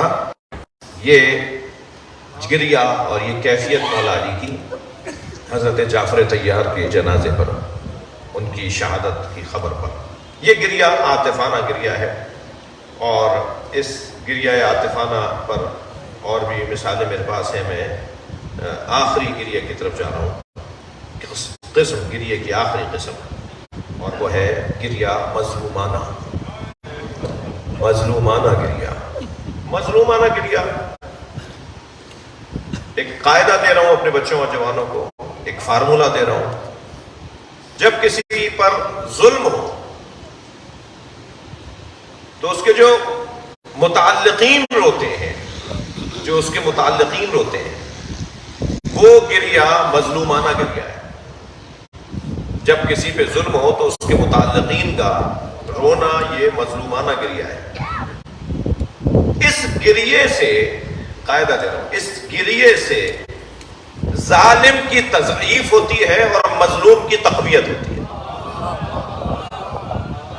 جب ہمیں یہ پتا ہو کہ اس گریے سے ظالم کی تضعیف ہوگی اور مظلوم کی تقویت ہوگی، اور وہ ظالم کوئی بھی ہو اور ایک لمبی لسٹ ہے مگر مظلوم حسین ہو، تو مظلوم حسین کے نام پر گریہ کرنا مظلوم حسین کے ذکر کی، قربانی کی تقویت ہے اور حسین کے قاتلوں کی تضعیف ہے. تو بتائیے اس سے بڑھ کر عبادت کیا ہوگی؟ اگر امام حسین جیسے مظلوم پر رویا جائے، جب یہ طے ہے کہ مظلوم پر گریہ مظلوم کی تقویت ہے اور ظالم کی تضعیف ہے، تو پھر یہ گریہ کتنی بڑی عبادت ہوگی. اور اب سمجھ میں آئے گا کہ اس گریہ کی مخالفت بدعت کہہ کر کیوں ہوتی ہے. اس لیے کہ جتنا یہ گریہ اونچا ہوتا چلا جائے گا، ظالم کمزور پڑے گا. اور کچھ لوگ ہیں جو ظالم کے خیمے میں بیٹھے ہوئے ہیں، انہیں پسند نہیں ہے کہ ظالم کمزور پڑے. مخالفت کریں گے، کبھی کہیں گے یہ بدعت ہے، کبھی کہیں گے یہ شرک ہے، کبھی کہیں گے ہمارے نیندیں خراب ہوتی ہیں، کبھی کہیں گے ہمارے روڈ رستے بند ہو جاتے ہیں. ابھی تو منافقانہ گریہ کی وجہ سے میں گریہ کی قسمیں کر رہا ہوں. اس مظلومانہ گریہ کے اندر حضرت یعقوب کا گریہ ہے. وَابْيَضَّتْ عَيْنَاهُ مِنَ الْحُزْنِ فَهُوَ قَدِيمٌ. اتنا روئے، گریہ مظلومانہ کی دوسری مثال، اتنا روئے حضرت یعقوب حضرت یوسف کے اوپر کہ آنکھیں سفید پڑ گئیں. وَابْيَضَّتْ، اسی سورہ یوسف میں آگے آئے گا ابھی. وَابْيَضَّتْ عَيْنَاهُ مِنَ الْحُزْنِ، اتنا روئے کہ آنکھیں ان کی سفید پڑ گئیں. بیاض یعنی سفیدی. اتنا روئے کہ ان کی آنکھیں سفید پڑ گئیں. کس وجہ سے رو رہے تھے؟ من الحزن، حزن کی وجہ سے، غم کی وجہ سے. فہو قدیم، اور وہ سب سے زیادہ برداشت کرنے والے تھے. اسی آیت میں اللہ کہہ رہا ہے وہ بہت روئے، اتنا روئے کہ آنکھیں سفید پڑ گئی. اور اسی آیت میں اللہ کہہ رہا ہے وہ برداشت کرنے والے بہت تھے. تو اس کا مطلب یہ کہ برداشت سے گریہ کا کوئی تعلق نہیں. یعنی برداشت کرنے والا کاظم بھی نہیں، قزیم. کاظم کہتے ہیں غصہ اور پریشانیوں کو برداشت کر لینے والا، اور قزیم کاظم کی ایک انتہائی درجے کی کیفیت ہے. قزیم فعیل، قلیل کے وزن پر، ضریب کے وزن پر. جی قتیل، جس کے قتل کی شدت ہو اسے کہتے ہیں قتیل. قزیم، جس کے ہم برداشت کی شدت ہو. جو شدید برداشت کرنے والا ہو وہ ایسا رو رہا تھا کہ آنکھیں سفید پڑ گئی. تو کوئی تضاد نہیں ہے کہ روئے بھی اور برداشت بھی کرتا ہوں. گریے کا کوئی تعلق ہی برداشت کے ساتھ نہیں ہے. یہ اللہ نے اس آیت میں واضح کر دیا کہ گریے کا کوئی تعلق برداشت کے ساتھ نہیں ہے. انتہائی درجے کا برداشت بھی ہو اور انتہائی درجے کا گریہ بھی ہو. رو نہیں صبر کرو. صبر اور رونے کا کوئی تعلق ہی نہیں ہے. یہی نصیحت کی جاتی ہے نا کہ صبر کرنا چاہیے, رونا نہیں چاہیے. تو رونے کا صبر سے کوئی تعلق ہی نہیں ہے. جو سب سے بڑے صابر تھے حسین, وہ کربلا میں علی اکبر کے جنازے میں سب سے زیادہ روئے. رونے سے صبر کا کیا تعلق ہے؟ صبر کا تعلق تو اپنے عقیدے سے ہاتھ اٹھانے کے ساتھ ہے. یعنی انسان کسی مصیبت میں اپنے نظریے سے ہاتھ اٹھا لے وہ بے صبر ہے, لیکن وہ اپنے نظریے پر قائم ہے اور رو رہا ہے, تضاد نہیں ہے. وہ رو بھی رہا ہو اور اس کے وہ صابر بھی ہو. یہ قرآن کی اس سے زیادہ اور کیا مثال ہوگی کہ حضرت یعقوب کے گریے کو بھی بیان کر کے اللہ کہہ رہا ہے سب سے بڑا صابر, اور صابر بھی نہیں قسیم, حمل کرنے والا یعنی تحمل کرنے والا, برداشت کرنے والا. یہ جو گریہ مظلومانہ ہے, اس میں آپ دیکھیے کہ میں نے آپ کو عرض کیا کہ یہ فطری احتجاج ہوتا ہے. فطری احتجاج ہوتا ہے جب مظلوم کی خاطر کوئی رو رہا ہوتا ہے یا مظلوم رو رہا ہوتا ہے. یہ فطری احتجاج ہے. تھکے نہیں, میں بس بات کو منزل دے رہا ہوں. یہ فطری احتجاج ہے کہ جو مظلوم پر گریہ ہے. قرآن کہہ رہا ہے سورہ مبارکہ النساء آیت نمبر 148, لا يحب اللہ الجہر بالسوء من القول الا من ظلم. اللہ کو اونچی آواز میں کوئی ایسی بات جو کسی کو ناگوار گزرے پسند نہیں ہے.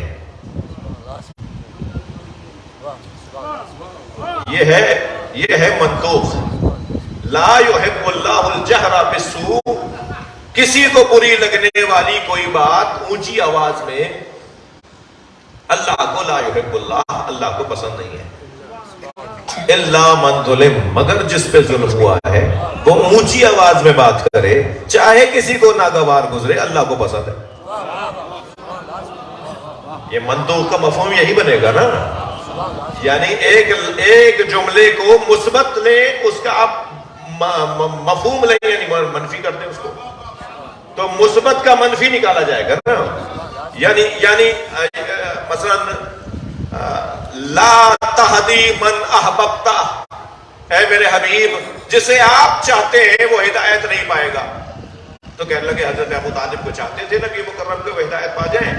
تو قرآن کہہ رہا ہے کہ اے میرے حبیب جسے آپ چاہتے ہیں وہ ہدایت نہیں پائے گا. ہم کہتے ہیں کہ اسی آیت سے ایمان ابو طالب ثابت ہوتا ہے. اسی آیت سے ایمان ابو طالب ثابت ہوتا ہے. لا تہدی من احببتا, اے میرے حبیب جسے آپ چاہتے ہیں وہ ہدایت نہیں پائے گا, جو آپ کو چاہتا ہے وہ تو ہدایت پائے گا. نبی تو سب کو چاہتے تھے کہ ساری دنیا مسلمان ہو جائے. حضرت ابو طالب ہی کیوں تمہیں نظر آ رہے ہیں؟ نبی تو سب کو چاہتے تھے کہ سارے کافر مسلمان ہو جائیں.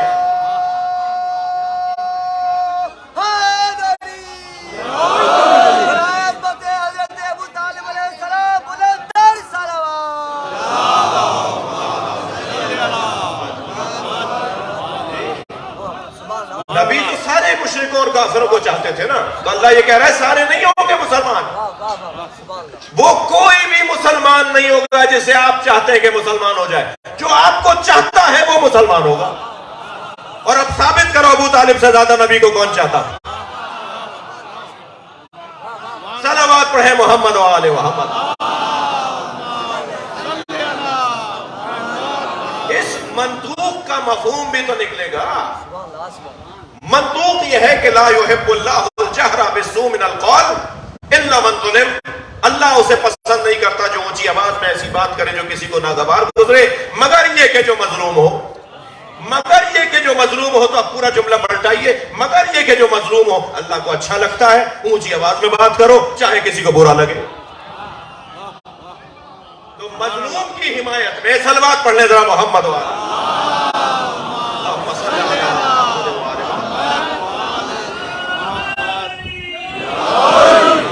مظلوم کی کی حمایت میں اونچی آواز میں بات کرو چاہے کسی کو برا لگے. انہیں کہنے دو کافر اور مشرک اور کافر اور مشرک. تم وہ کرو جو اللہ چاہتا ہے. اللہ یہ چاہتا ہے کہ مظلوم کی حمایت کرو. جی اب منطق اور مفہوم کی بحث میں لے بیٹھا. منطق کی بحث، علم منطق کی بحث ہے. علماء کرام تشریف فرمائیں، ان سے مجھے دعا چاہیے، آپ سب سے دعا چاہیے. جی قرآن کی ایک آیت گریے کے حوالے سے، اس کا ایک منطوق ہے ایک مفہوم بھی ہے. ہر آیت کا منطوق و مفہوم ہے، ہر جملے کا ایک منطوق اور مفہوم ہے. آیت یہ کہہ رہی ہے، میں مظلومانہ گریے کے مضمون پر ہوں، اور بس آخری چند جملے مجھ سے برداشت کیجئے، سنیے. آیت کہہ رہی ہے فما بکت علیہم السماء والارض وما كانوا منذرین. سورہ دخان. جب نمرود اور اس کا لشکر ڈوبنے لگا، تھک رہے ہیں آپ، جب نمرود اور اس کا لشکر ڈوبنے لگا نیل میں، دریائے نیل میں، حضرت موسیٰ تو چلے گئے، نیل کے اوپر عصا مارا، رستہ بنا. حضرت موسیٰ کا سارا لشکر اور آپ کے چاہنے والے حضرت موسیٰ کے پیچھے پیچھے، اور حضرت موسیٰ کا لشکر نکل رہا تھا اور ان کا پورا لشکر اتر رہا تھا. وہ جیسے ہی باہر نکلے تو پانی پھر مل گیا. پانی میں باقاعدہ ایک روڈ بنا تھا، پانی میں باقاعدہ ایک شاہراہ بن گئی تھی. یہاں عصا مارا، وہاں ایک مرتبہ پانی ادھر کا ادھر رک کے رہ گیا. کچھ نظر نہیں آ رہا ہے کہ کوئی چیز روکے ہوئے ہے یا نہیں. تمہیں نظر نہیں آ رہا مگر اللہ نے روکا ہوا ہے. اللہ کا اپنا کام ہے. یہ حضرت موسیٰ کا معجزہ کہ جب وہ رستہ بنا تو حضرت موسیٰ اپنے تمام حواریوں اور چاہنے والوں اور امتیوں کے ساتھ نیل میں اترے، اور یہاں سے اتر کے اس طرف، کیونکہ انہیں قتل کرنے کے لیے آنا تھا، سب کو مٹا ڈالتے. یہ قبطی سب کو مارتے تھے. حضرت موسیٰ کے لشکر سارے چاہنے والوں کو چن چن کے قتل کر دیتے. ان کی بقا کی خاطر اللہ نے معجزہ دکھایا ہے. ان کی بقا کی خاطر جب یہ سارے نکل رہے تھے اور وہ سارے آ چکے تھے، جیسے ہی یہ نکلے پانی جڑ گیا، دوبارہ سے مل گیا اور یہ سارا لشکر ڈوب گیا. اب یہ ڈوبتے ہوئے ہاتھ پیر مارتے ہوئے منظر نظر آ رہے تھے. کوئی وہاں کوئی وہاں، کوئی دریا کے اندر، سمندر کے اندر، جگہ جگہ ڈوبتے ہوئے لوگوں کی چیخوں پکار کی آوازیں تھیں. ایک عجیب منظر تھا. اس کو ذرا تصور کریں، کیونکہ قرآن نے وہی منظر بنایا ہے. یہ جو آیت میں نے پڑھی ہے، یہ قرآن نے منظر کشی کی ہے کہ کیا ہو رہا تھا جب وہ ڈوب رہے تھے.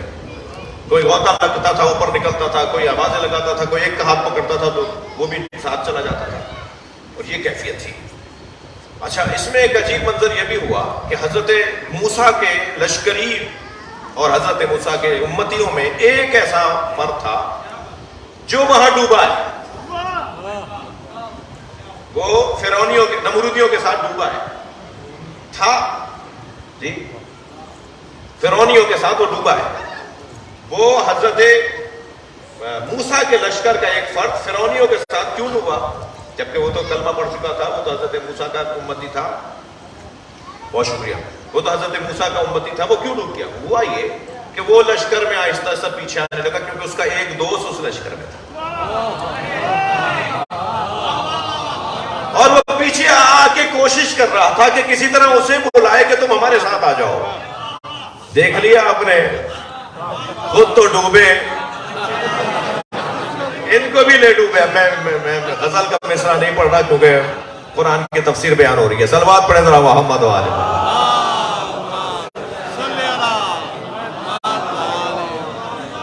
ایک پیغام تو یہ ہے کہ کوئی کسی کی وجہ سے ڈوب سکتا ہے، کوئی کسی اور کی وجہ سے ڈوب سکتا ہے. دوسرا پیغام یہ ہے کہ تم نے اگر ایسوں سے دوستی کر لی جو ڈوبیں گے تو وہ تمہیں بھی لے ڈوبیں گے، تو ایسوں سے دوستی کرنے پہ نظر ثانی کرو.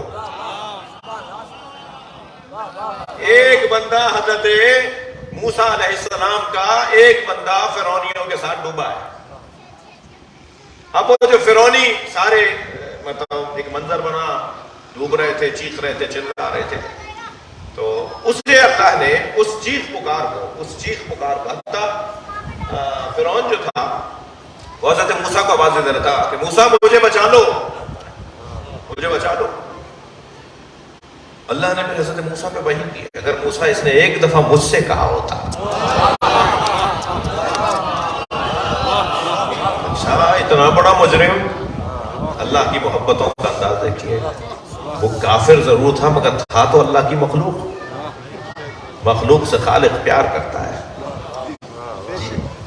جب یہ ڈوبنے لگا اور یہ منظر بنا، اب ذرا قرآن نے اس منظر کو اس طرح سے بیان کیا۔ قرآن کہتا ہے، اللہ اکبر، اعلان ہو رہا ہے قرآن مجید کے اندر، فما بکت علیہم السماء والارض۔ بھائی آپ کی دقت میرے ساتھ ہے، مجھے لطف آ رہا ہے بیان کرنے میں۔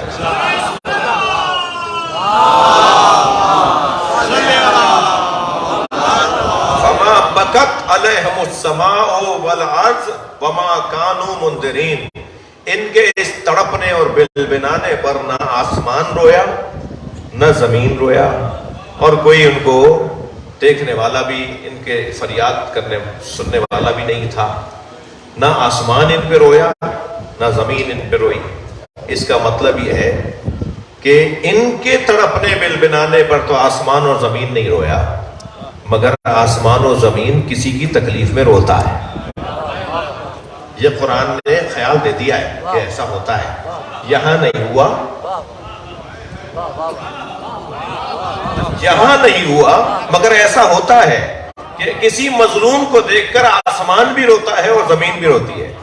اب ذرا امام رضا کا فرمان سنیے اور میرا بیان مکمل۔ امام فرماتے ہیں، لقد حدثنی عن ابی عن جدی لما قتل الحسین امطرت السماء دما وترابا احمرا۔ جب حسین کو ذبح کیا جا رہا تھا تو آسمان بھی رو رہا تھا، زمین بھی رو رہی تھی، اور آسمان سے ایک پانی خون کی صورت میں برس رہا تھا، اور زمین سے ایک مٹی کی صورت میں ایک طوفان اٹھ رہا تھا۔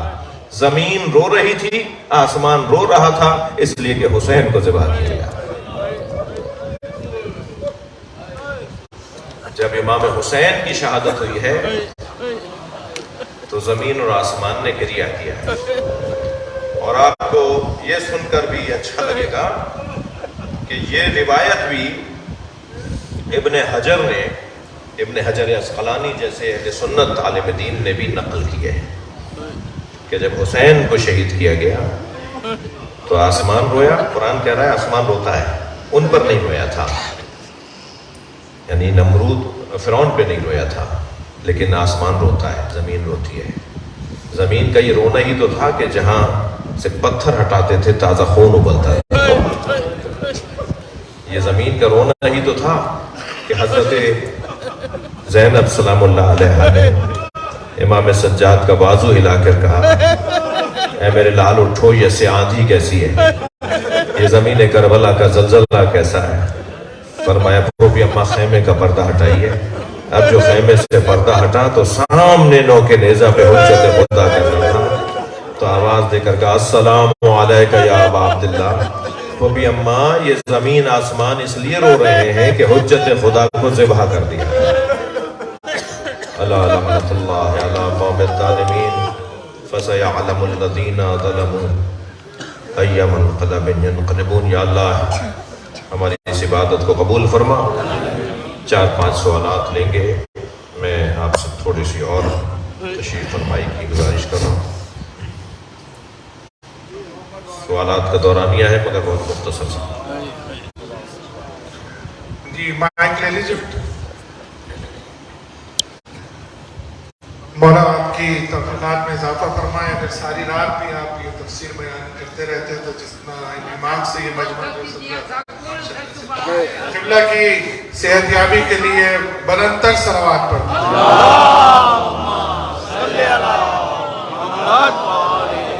خواتین بھی اپنے سوال تیار کرنے ہیں۔ جی بیٹا نام بتائیے۔ جی میرا نام نادر حسین ہے، اور میرا سوال آپ سے، اس سوال سے پہلے میں آپ کے لیے دعا ہوں کہ اللہ آپ کی توفیق کا اضافہ کرے، آپ اسے رسالت عطا کرے۔ اعلیٰ جان، ہم اپنے بزرگوں سے سنتے آ رہے ہیں کہ پاکستان کے جو بانی تھے وہ اہل تشیع تھے، اس میں کوئی شک بھی نہیں ہے، ہم اہل تشیع نے پاکستان کو بنایا ہے۔ پھر کیا وجوہات ہوئی کہ یہ پاکستان ہم سے نکل گیا، اور اس طرح نکل گیا ہے کہ آج بھی اگر ہم کسی آفس میں جاتے ہیں، کسی یونیورسٹی میں جاتے ہیں، کسی کالج میں جاتے ہیں، ایون اس حد تک کہ اسی شیعہ قوم کے لیے اسمبلی میں ایک بل بھی پیش ہوا کہ یہ شیعہ کافر ہے، اس کے اوپر ڈبیٹ بھی ہوئی، اور اس کے بعد پھر آج تک ہمارے لیے یہ تنگ کیا گیا ہے، اس کی کیا وجوہات تھی؟ اور اس کے بعد ہم نے اس کے اوپر کیا اسٹیپ لیے؟ اگر اسٹیپ لیے تو اس کی امپلیمنٹیشن کیوں نہیں ہوئی ابھی تک؟ کیونکہ اگر کسی بھی بچے سے نا، یہ انسان کی فطرت میں شامل ہے کہ اگر کسی بھی بچے سے کوئی چیز چھین جاتی ہے تو وہ اس کے لیے روتا ہے، اس کے لیے تڑپتا ہے، اس کے لیے کوشش کرتا ہے کہ میں واپس سے لے لوں۔ پھر ہم سے اتنا سارا ملک لے لیا گیا اور ہمارے اوپر یہ ملک اتنا تنگ کیا گیا ہے، پھر ہم نے اس کے اوپر کیا اپنی کوششیں کی ہیں، اور اگر کی ہیں تو اس کی کیا کوششیں کی ہیں؟ کیا کوششیں؟ پہلے تو اس درد کی قدردانی کروں گا جو یہ درد ان کے ہاں ہے، اور یہی درد ہے جو ہمیں دوا تک لے جائے گا۔ جن کے ہاں درد نہیں ہوتا ان کے ہاں دوا بھی نہیں ہوتی۔ ہمیشہ علاج وہی کرواتا ہے جس کو درد محسوس ہو۔ تو اس درد کی قدردانی پہلے تو میں آپ پہ واضح کروں کہ پاکستان سنی شیعہ تو انہوں نے مل کر بنایا تھا۔ قائد اعظم محمد علی جناح شیعہ تھے، ان کی بہن شیعہ تھیں، راجہ صاحب محمود آباد شیعہ تھے، خود مسلم لیگ کے بانی سر آغا خان جو موجودہ آغا خان ہیں ان کے دادا، وہ شیعہ تھے، شیعہ تھے۔ 6 اور 12 کا تو ہمارا گھر کا مسئلہ ہے نا، شیعہ تھے وہ، یعنی ہم جانے اور وہ جانے مگر وہ شیعہ تھے۔ اس میں لکھا ہوا ہے آج بھی آغا خان کے اندر شیعہ اسماعیلی مسلم کمیونٹی، تو وہ شیعہ تھے۔ تو مگر قائد اعظم محمد علی جناح اور اس شیعہ قیادت کے ساتھ ایک بڑی تعداد میں اہل سنت بھی تھے اور بڑے لوگ تھے۔ لیاقت علی خان کوئی چھوٹا نام نہیں تھا، اس کے علاوہ بھی بڑے بڑے نام تھے جو اہل سنت تھے۔ خود علامہ اقبال اہل سنت تھے جنہوں نے تصور پاکستان کو پیش کیا۔ تو ایک بڑی تعداد سنی شیعہ نے شیعہ شخصیت کی قیادت میں پاکستان تشکیل پایا۔ یہ میری اور آپ کی تاریخی ایک عزت ہے، تاریخی اعتبار سے ہماری عزت افزائی ہے، ہماری عزت ہے کہ قیادت شیعہ کے ہاتھ میں تھی، اس میں کوئی دو باتیں نہیں ہیں۔ مگر پاکستان مسلکی ملک نہیں بنا تھا، یعنی شیعوں کے لیے نہیں بنا تھا، نہ ہی سنیوں کے لیے بنا تھا۔ قائد اعظم کے پہلے خطاب کے اندر تھا کہ ریاست کو کوئی غرض نہیں ہے کہ آپ مندر جاتے ہیں، مسجد جاتے ہیں، آپ کسی دین دھرم کے مذہب مسلک اور مکتب سے تعلق رکھتے ہیں، ریاست کا کوئی تعلق نہیں۔ ریاست ہر شہری کی جان، مال، عزت و آبرو کی محافظ ہے۔ یہ قائد اعظم کا پہلا خطاب تھا۔ لہٰذا پاکستان شیعہ اسٹیٹ نہیں بنی تھی اور نہ ہی پاکستان سنی اسٹیٹ بنی تھی، پاکستان مسلمان۔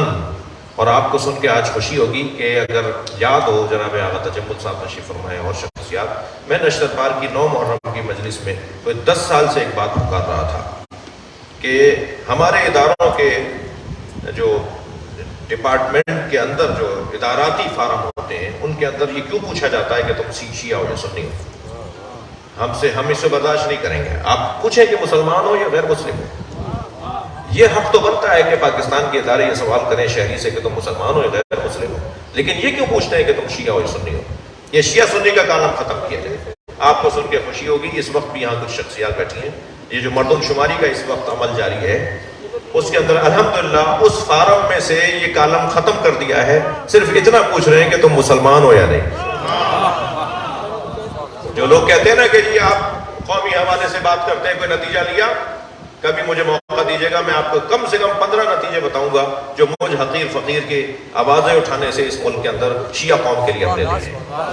کبھی مجھے موقع دیجیے گا، کبھی مجھ سے پوچھیے گا کہ ذرا آپ 5-10 کے نام تو بتائیے کہ کیا فائدے لیے آپ کے احتجاجوں نے، آپ کے بولنے نے، آپ کے فورموں پہ بات کرنے، میٹنگز میں بات کرنے کا کوئی نتیجہ نکلا یا نہیں نکلا؟ الحمدللہ اس میں سے ایک نتیجہ میں ابھی آپ پوچھ لیجیے جو اساتذہ دروازے پہ جا کے ڈیٹا جمع کر رہے ہیں، اس میں پچھلے سال وہ کالم تھا مگر اس سال وہ کالم نہیں ہے۔ یعنی پچھلی مردم شماری جو ہوئی تھی جس پہ احتجاج بھی ہوئے، پچھلے سال نہیں 3-4 سال پرانی بات ہے، کورونا سے پہلے کی بات ہے جی، 2017 میں، اس میں وہ تھا شیعہ سنی کا کالم۔ اب الحمدللہ شیعہ سنی کا کالم، ہم یہی چاہتے ہیں۔ پاکستان مسلکی بنیاد پہ نہیں بنا، پاکستان سنی نے بھی بنایا ہے، پاکستان شیعہ نے بھی بنایا ہے، لہذا یہ سنی کا بھی ہے، یہ شیعہ کا بھی۔ ایک سلوات پڑھیں تو میں پورا جواب کرتا ہوں۔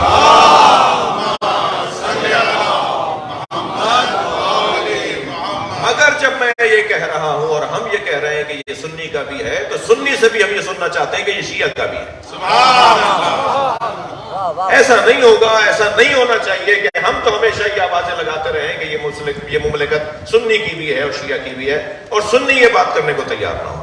اور الحمدللہ سمجھدار سنی، پڑھا لکھا سنی اس بات کو جانتا ہے۔ اب ہوا کیا؟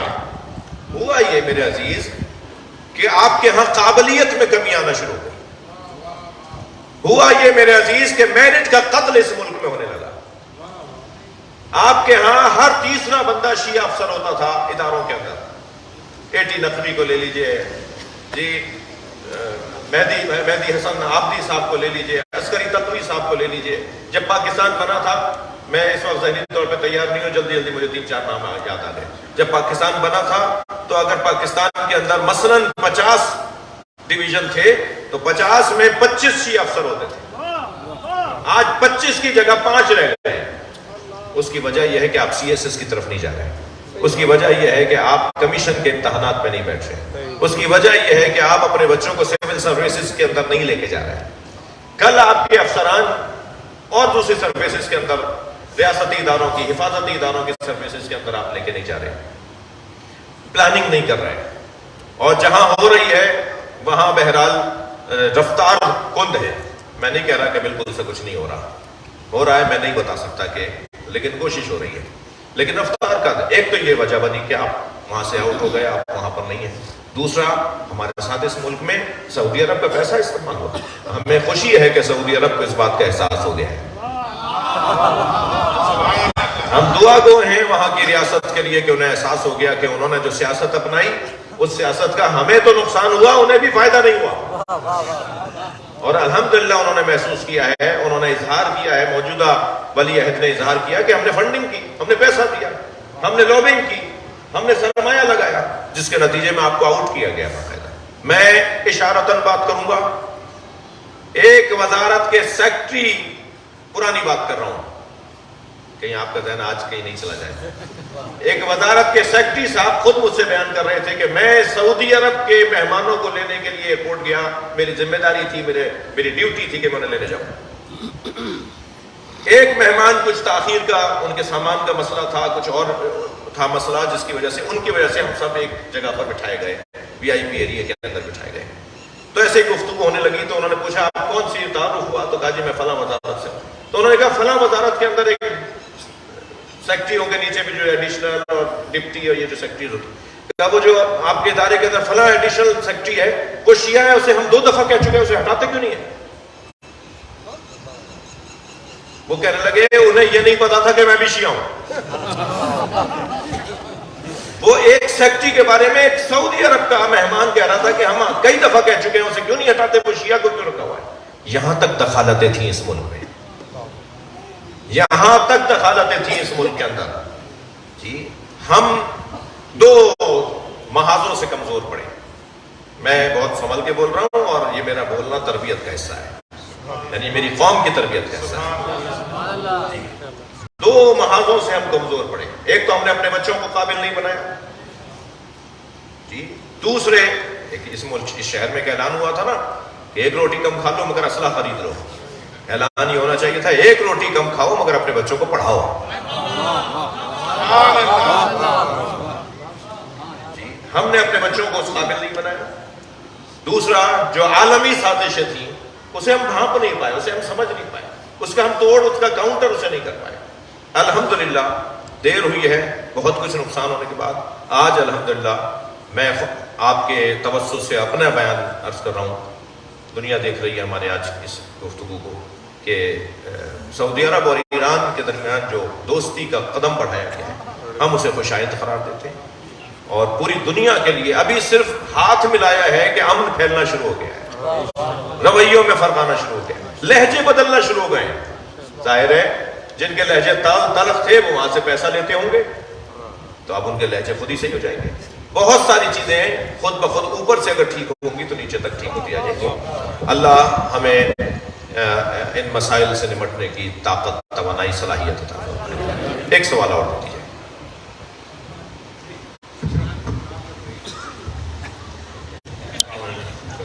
سرکار، میں نے بچپن سے علماء سے یہی سنا ہے کہ جتنے بھی نفوس دنیا میں آئیں گے قیامت قیامت تک ان کی روح اللہ تعالیٰ خلق کر چکا ہے جو عالم ہے ایسے ہی ایسے ہی. تو جب راہب آیا رسول خدا صلی اللہ علیہ وسلم کے پاس اور اولاد کے لیے کہا تو آپ نے منع کر دیا کہ تیری قسمت میں اولاد نہیں ہے. اب اس کا مطلب یہ کہ اس کے اولاد کی ارواح خلق نہیں ہوئی. لیکن امام حسین علیہ السلام نے اس سے کہا کہ ہم نے تجھے 7 بیٹے دیے. تو یہ کیا سلسلہ ہے کہ یا رسول خدا صلی اللہ علیہ وسلم انکار کیوں کیا اور ان کے انکار پہ امام حسین نے بیٹے. بہت شکریہ. پہلے تو میں تھوڑا سا عرض کروں گا کہ یہ لفظ راہب نہیں ہے، راہب ہے. یہ مسیحی نہیں تھا. یہ وہ جو راہبوں والا راہب جو ان کے یہاں تو شادی نہیں ہوتی، جب وہ شادی نہیں کرتے تو بیٹی کی کیسی خواہش تھی. تو وہ راہب نہیں تھا، راہب تھا، جس کی توجہ چاہوں گا. اور یہ واقعہ صحیح ہے. اس واقعے کے اندر بھی تھوڑی سی اصلاح کی ضرورت ہے، اور وہ اصلاح یہ ہے کہ اس نے نبی مکرم سے جا کر کہا تو نبی مکرم نے منع نہیں کیا، فرمایا میرے حسین سے کہو. جیسے فطرس نے جب نبی سے جا کر کہا کہ میرے بالوں پر چل چکے ہیں، مجھے شفا چاہیے، تو نبی نے فرمایا میرے حسین کے جھولے سے مس ہو جاؤ. یعنی خود نبی چاہتے تھے کہ اسے اولاد ملے مگر حسین کے توسل سے نہیں.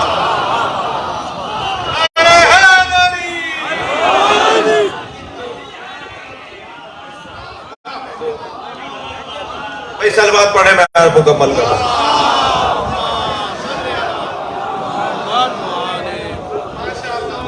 لہٰذا اس واقعے کو جس انداز سے، تو اس میں چونکہ نبی کی توہین بھی ہے، نبی کی بے ادبی بھی ہے، اور نانا اور نبی کو لڑوا بھی رہا ہے ہمارا ذاکر، جبکہ ہمارے ہی ممبر سے یہ تو بات نہیں ہونی چاہیے تھی، مگر ہوتی ہے. تو قصے کا کچھ رخ اس انداز سے ہے. وہ جو آپ کا اصلی سوال کا اصلی پہلو تو اب ہوگا نا، بیان میں کروں گا کہ جب روحیں تھیں ہی نہیں اور امام حسین تک نبی نے بھیجا ہو، یا مثلا اس بات کو ہم فرض محال کو فرض کر لیتے ہیں، تو جب روحیں تھیں ہی نہیں تو بنی کیسے؟ اسی کو تو ولایت تکوینی کہتے ہیں. صلوات پڑھنے ذرا محمد و آل محمد. یہ آخری سوال اس کے بعد. السلام علیکم. سید سر، روزے کے متعلق سوال ہے کہ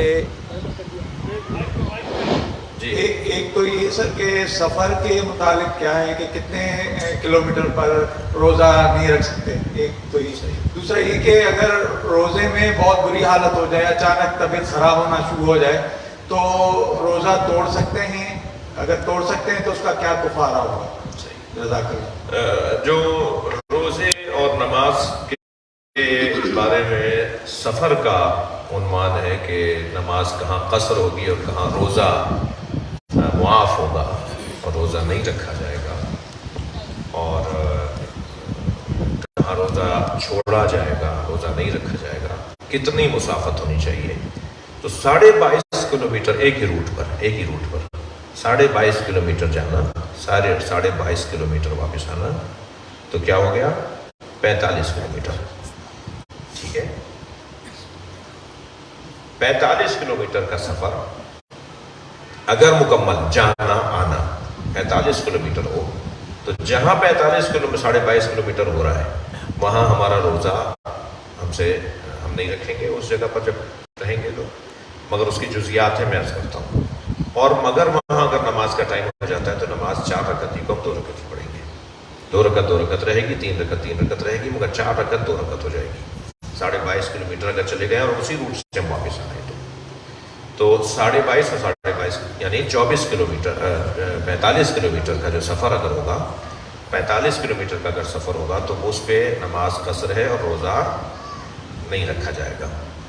مگر یہ سفر اگر ہم نے زوال کے بعد کیا ہو، یعنی زوال تک اپنے وطن میں ہوں یا جہاں 10 دن کے لیے رکے ہوئے ہیں وہاں پر ہوں، اگر ہم نے یہ زوال کا وقت اپنے وطن میں گزار لیا ہو، مقیم ہونے کی کیفیت میں گزار لیا ہو، 1 بجے گئے 4 بجے واپس آ گئے، تو سفر تو ہم نے کر لیا، تو کیا کو کھا لیتے وہاں جا کر؟ نہیں. آپ زوال کے بعد گئے تو اس دن کا روزہ رہے گا. لیکن اگر آپ نماز کا ٹائم وہاں پر جا کر ہوتا ہے اور آپ نماز پڑھیں گے تو آپ کو اختیار ہے کہ آپ واپس آ کر پڑھیں تو پوری پڑھیں، وہاں پڑھیں تو قصر نماز پڑھیں. یہ سوال کا پہلا حصہ. سوال دوسرا یہ تھا کہ اگر حالت بگڑ رہی ہو الٹی آ رہی ہے، دل متلا رہا ہے، ہاتھ پیر ٹھنڈے پڑ رہے ہیں، یہ آکسیجن کی ضرورت پڑ جائے گی، ہاسپٹل جانا پڑ جائے گا، بہت حالت خرابی کی طرف ہے، تو ایسے شخص کے اوپر روزہ واجب ہی نہیں ہے.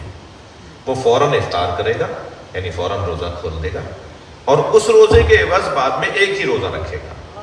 اس پہ کفارہ نہیں ہے، کیونکہ وہ عذر کی وجہ سے ایسا کر رہا ہے، وہ بلا وجہ ایسا نہیں کر رہا. ایک صاحب کہنے لگے صاحب میں روزہ اس لیے رکھتا بھوک لگتی ہے.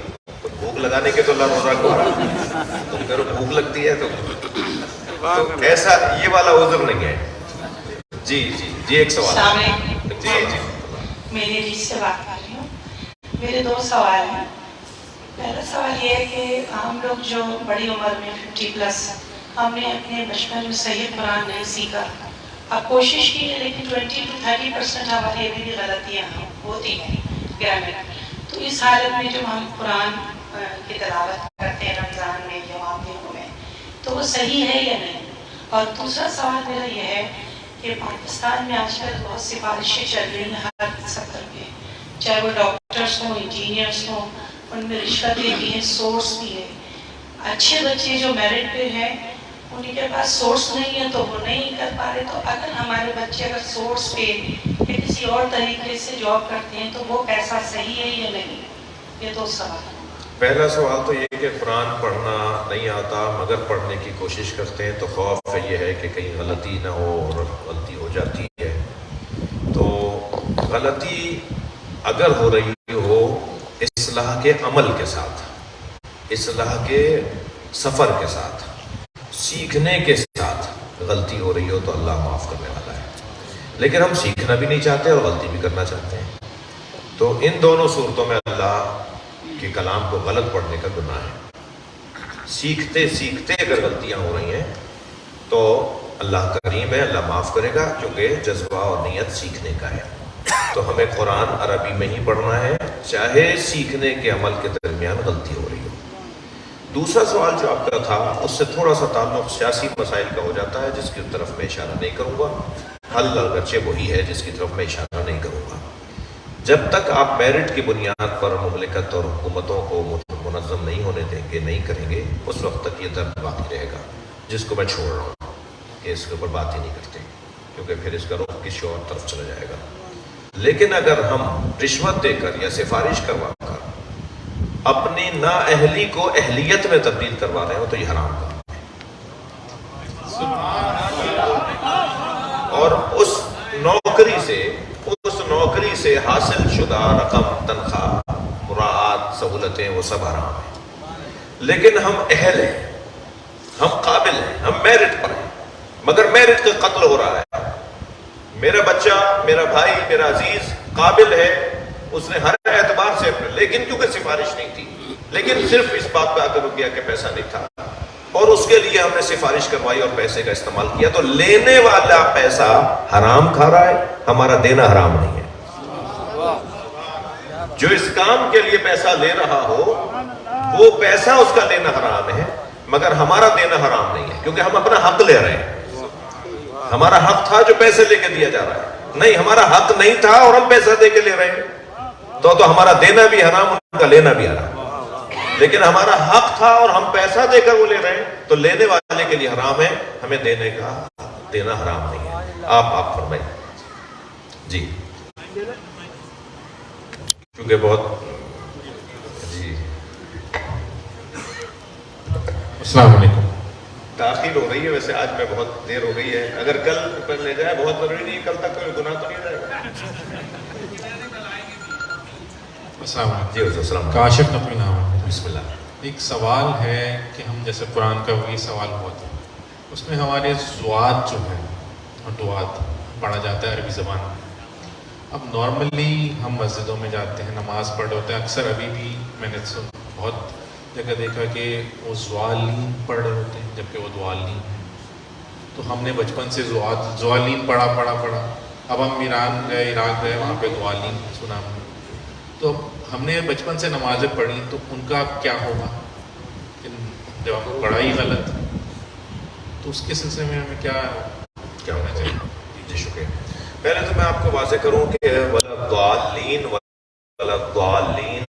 ولد یہ مسئلہ مخارج کا ہے. یہ مسئلہ تجوید کا ہے. یعنی زبان آپ تصور کریں تھوڑی دیر، بس آخری سوال ہے، حوصلہ کیجیے گا. یہ اپنی زبان کو تصور کریں میرے اس ہاتھ کی صورت میں. اس کی ایک نوک ہے، آگے کا حصہ ہے، اس کے دائیں بائیں کے حصے ہیں. آگے کے حصے آگے کے دانتوں پہ جا کے لگیں، اور دائیں بائیں کے حصے اگر دائیں بائیں کے دانتوں پہ لگیں جا کر تو آوازیں بنتی ہیں. اس کو کہتے ہیں مخارج. یہ عمل، یہ پریکٹس جو ہے اس کو مخارج کہا جاتا ہے. ٹھیک ہے. اب ہماری زبان کا نوک والا حصہ نہیں بلکہ مگر آگے کے دائیں طرف کا حصہ یا بائیں طرف کا حصہ، معمولاً دائیں طرف کا حصہ، اگر دائیں طرف کے نوک والے کیلوں والے دانت کی طرف، جو 2 کیلوں والے دانت اوپر نیچے ہوتے ہیں، اس کے ساتھ جا کے ٹکرائے گا اور ہم زور لگائیں گے وَلَضَّا غیر المغضوب غیر المغضوب. اب میری زبان کا اس طرف کا حصہ، نوک کا حصہ نہیں، سامنے کا حصہ نہیں، اس طرف کا حصہ دانت پہ جا کے لگ رہا ہے اور سائڈ کے آگے کے دانتوں کی طرف لگ رہا ہے. سامنے کے دانت نہیں، سائڈ کے آگے کے دانتوں کی طرف، بالکل جب ٹرن لے رہے ہیں ہماری چپڑا، وہاں جا کے جب لگ رہا ہے تو میں کہہ رہا ہوں غیر المغضوب غیر المغضوب علیہم ولا الضالین. ٹھیک ہے. یہ ہے تجوید کا مسئلہ، یہ ہے مخارج کا مسئلہ. اب ہم نے اچھا دال کہاں سے نکلا؟ یہ زوات کا مخرج ہے، یہ زوات کا مخرج ہے. دال کا کہاں ہے؟ دال کا مخرج ہے زبان کی نوک کو آگے والے جو بڑے 2 دانت ہیں، کاٹنے والے 2 دانت، آگے والے 2 دانت جو سب سے پہلے نکلتے ہیں ہمارے، ان دونوں دانتوں کی جڑ میں جا کے جب ہم اپنی زبان کی نوک کو لگائیں گے تو دال نکلے گا. وَلَضَّالِّينَ وَلَضَّالِّينَ. زبان آگے لگ رہی ہے، آگے والے دانتوں میں لگ رہی ہے. وَلَضَّالِّينَ وَلَضَّالِّينَ وَلَضَّالِّينَ وَلَضَّالِّينَ. بہت معمولی سا فرق ہے، معمولی سا سننے میں فرق ہے، ورنہ تو دانت علیحدہ ہے، زبان کا حصہ علیحدہ لگ رہا ہے. ہمارے ہاں یہ ہو گیا کہ ہم نے یہ سنا کہ سنی وَلَضَّالِّينَ پڑھتے ہیں، شیعہ وَلَضَّالِّينَ پڑھتے ہیں، جبکہ یہ سنی شیعہ کی زبانیں بھی الگ نہیں ہیں، دانت بھی الگ نہیں ہیں. تو دونوں تجوید اور مخارج کے ایک جیسے ہی اصول رکھتے ہیں. ہم نے سننے سے رکھا تھا جس کی بنیاد پر ایک مشہور ہو گئی بات کہ شیعہ ایسے بولتے ہیں، سنی ایسے بولتے ہیں. شیعوں کا قرآن ایسے پڑھا جاتا ہے، سنیوں کا، جبکہ دونوں کا قرآن ایک جیسے ہی پڑھا جاتا ہے. اب کیا ہوا؟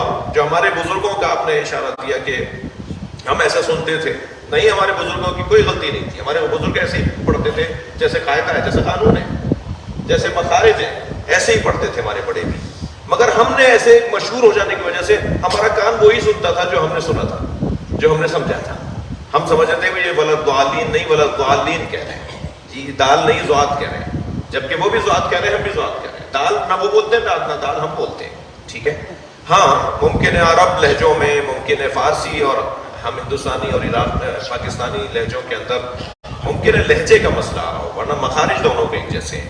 اب آ جائیے وہ دوسرا پہلو آپ کے سوال کا کہ وہ نمازیں جو ہم نے غلط پڑھی اور ہم جو صحیح پڑھ رہے ہیں، نہیں، ہم نے اس وقت میں بھی نہ صحیح پڑھا تھا. ہمارے بڑوں نے خاص طور پہ نماز جماعت کے یہی تو فائدے ہیں کہ نماز جماعت کے اندر پڑھنے والا مخارج سے پڑھتا ہے، تجوید سے پڑھتا ہے. پیش نماز کو کھڑا اس لیے آگے کیا جاتا ہے کہ وہ تجوید کا خیال کر رہا ہوتا ہے، وہ مخارج کا خیال کر رہا ہوتا ہے. اس لیے حکم جماعت میں چلے جاؤ تاکہ جی گندے ٹماٹروں کے ساتھ اچھے ٹماٹروں کے ساتھ گندے ٹماٹر بھی خرید لیے جائیں. وہ جو دکان ٹھیلے والا کیا کرتا ہے، وہ ایک ساتھ جب بیچتا ہے تو جماعت کا فائدہ یہ ہے کہ میری نماز تو قبول ہوگی نہیں مگر برابر والے کی ہوگی، اس کی وجہ سے میری بھی قبول ہو جائے گی. تو جماعت کا یہ فائدہ ہے. ایک صلوات پڑھ لیں محمد وعلہ. یا اللہ ہمارے بولنے بیٹھنے کو عبادت شمار فرما، ہم سب کی عاقبت بخیر فرما، امام زمانہ کے ظہور میں تعجیل فرما. جن مرحومین کے نام ابتدا میں لیے گئے یہ میرے سامنے ہیں، آپ نیت فرما لیجئے. میں دیکھ رہا ہوں ایک سورہ فاتحہ کی تلاوت.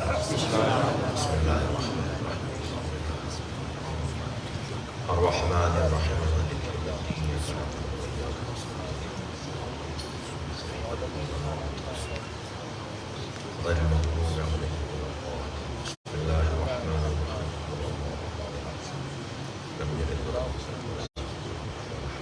بسم اللہ الرحمن الرحیم.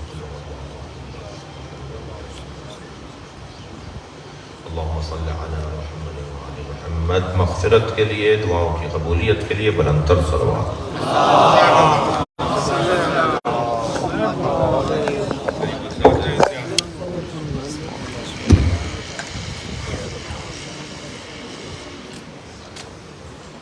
السلام علیک نبی اللہ، السلام علیک یا رسول اللہ، السلام علیک یا باعث الہدی، السلام علیک یا محمد المصطفیٰ صلی اللہ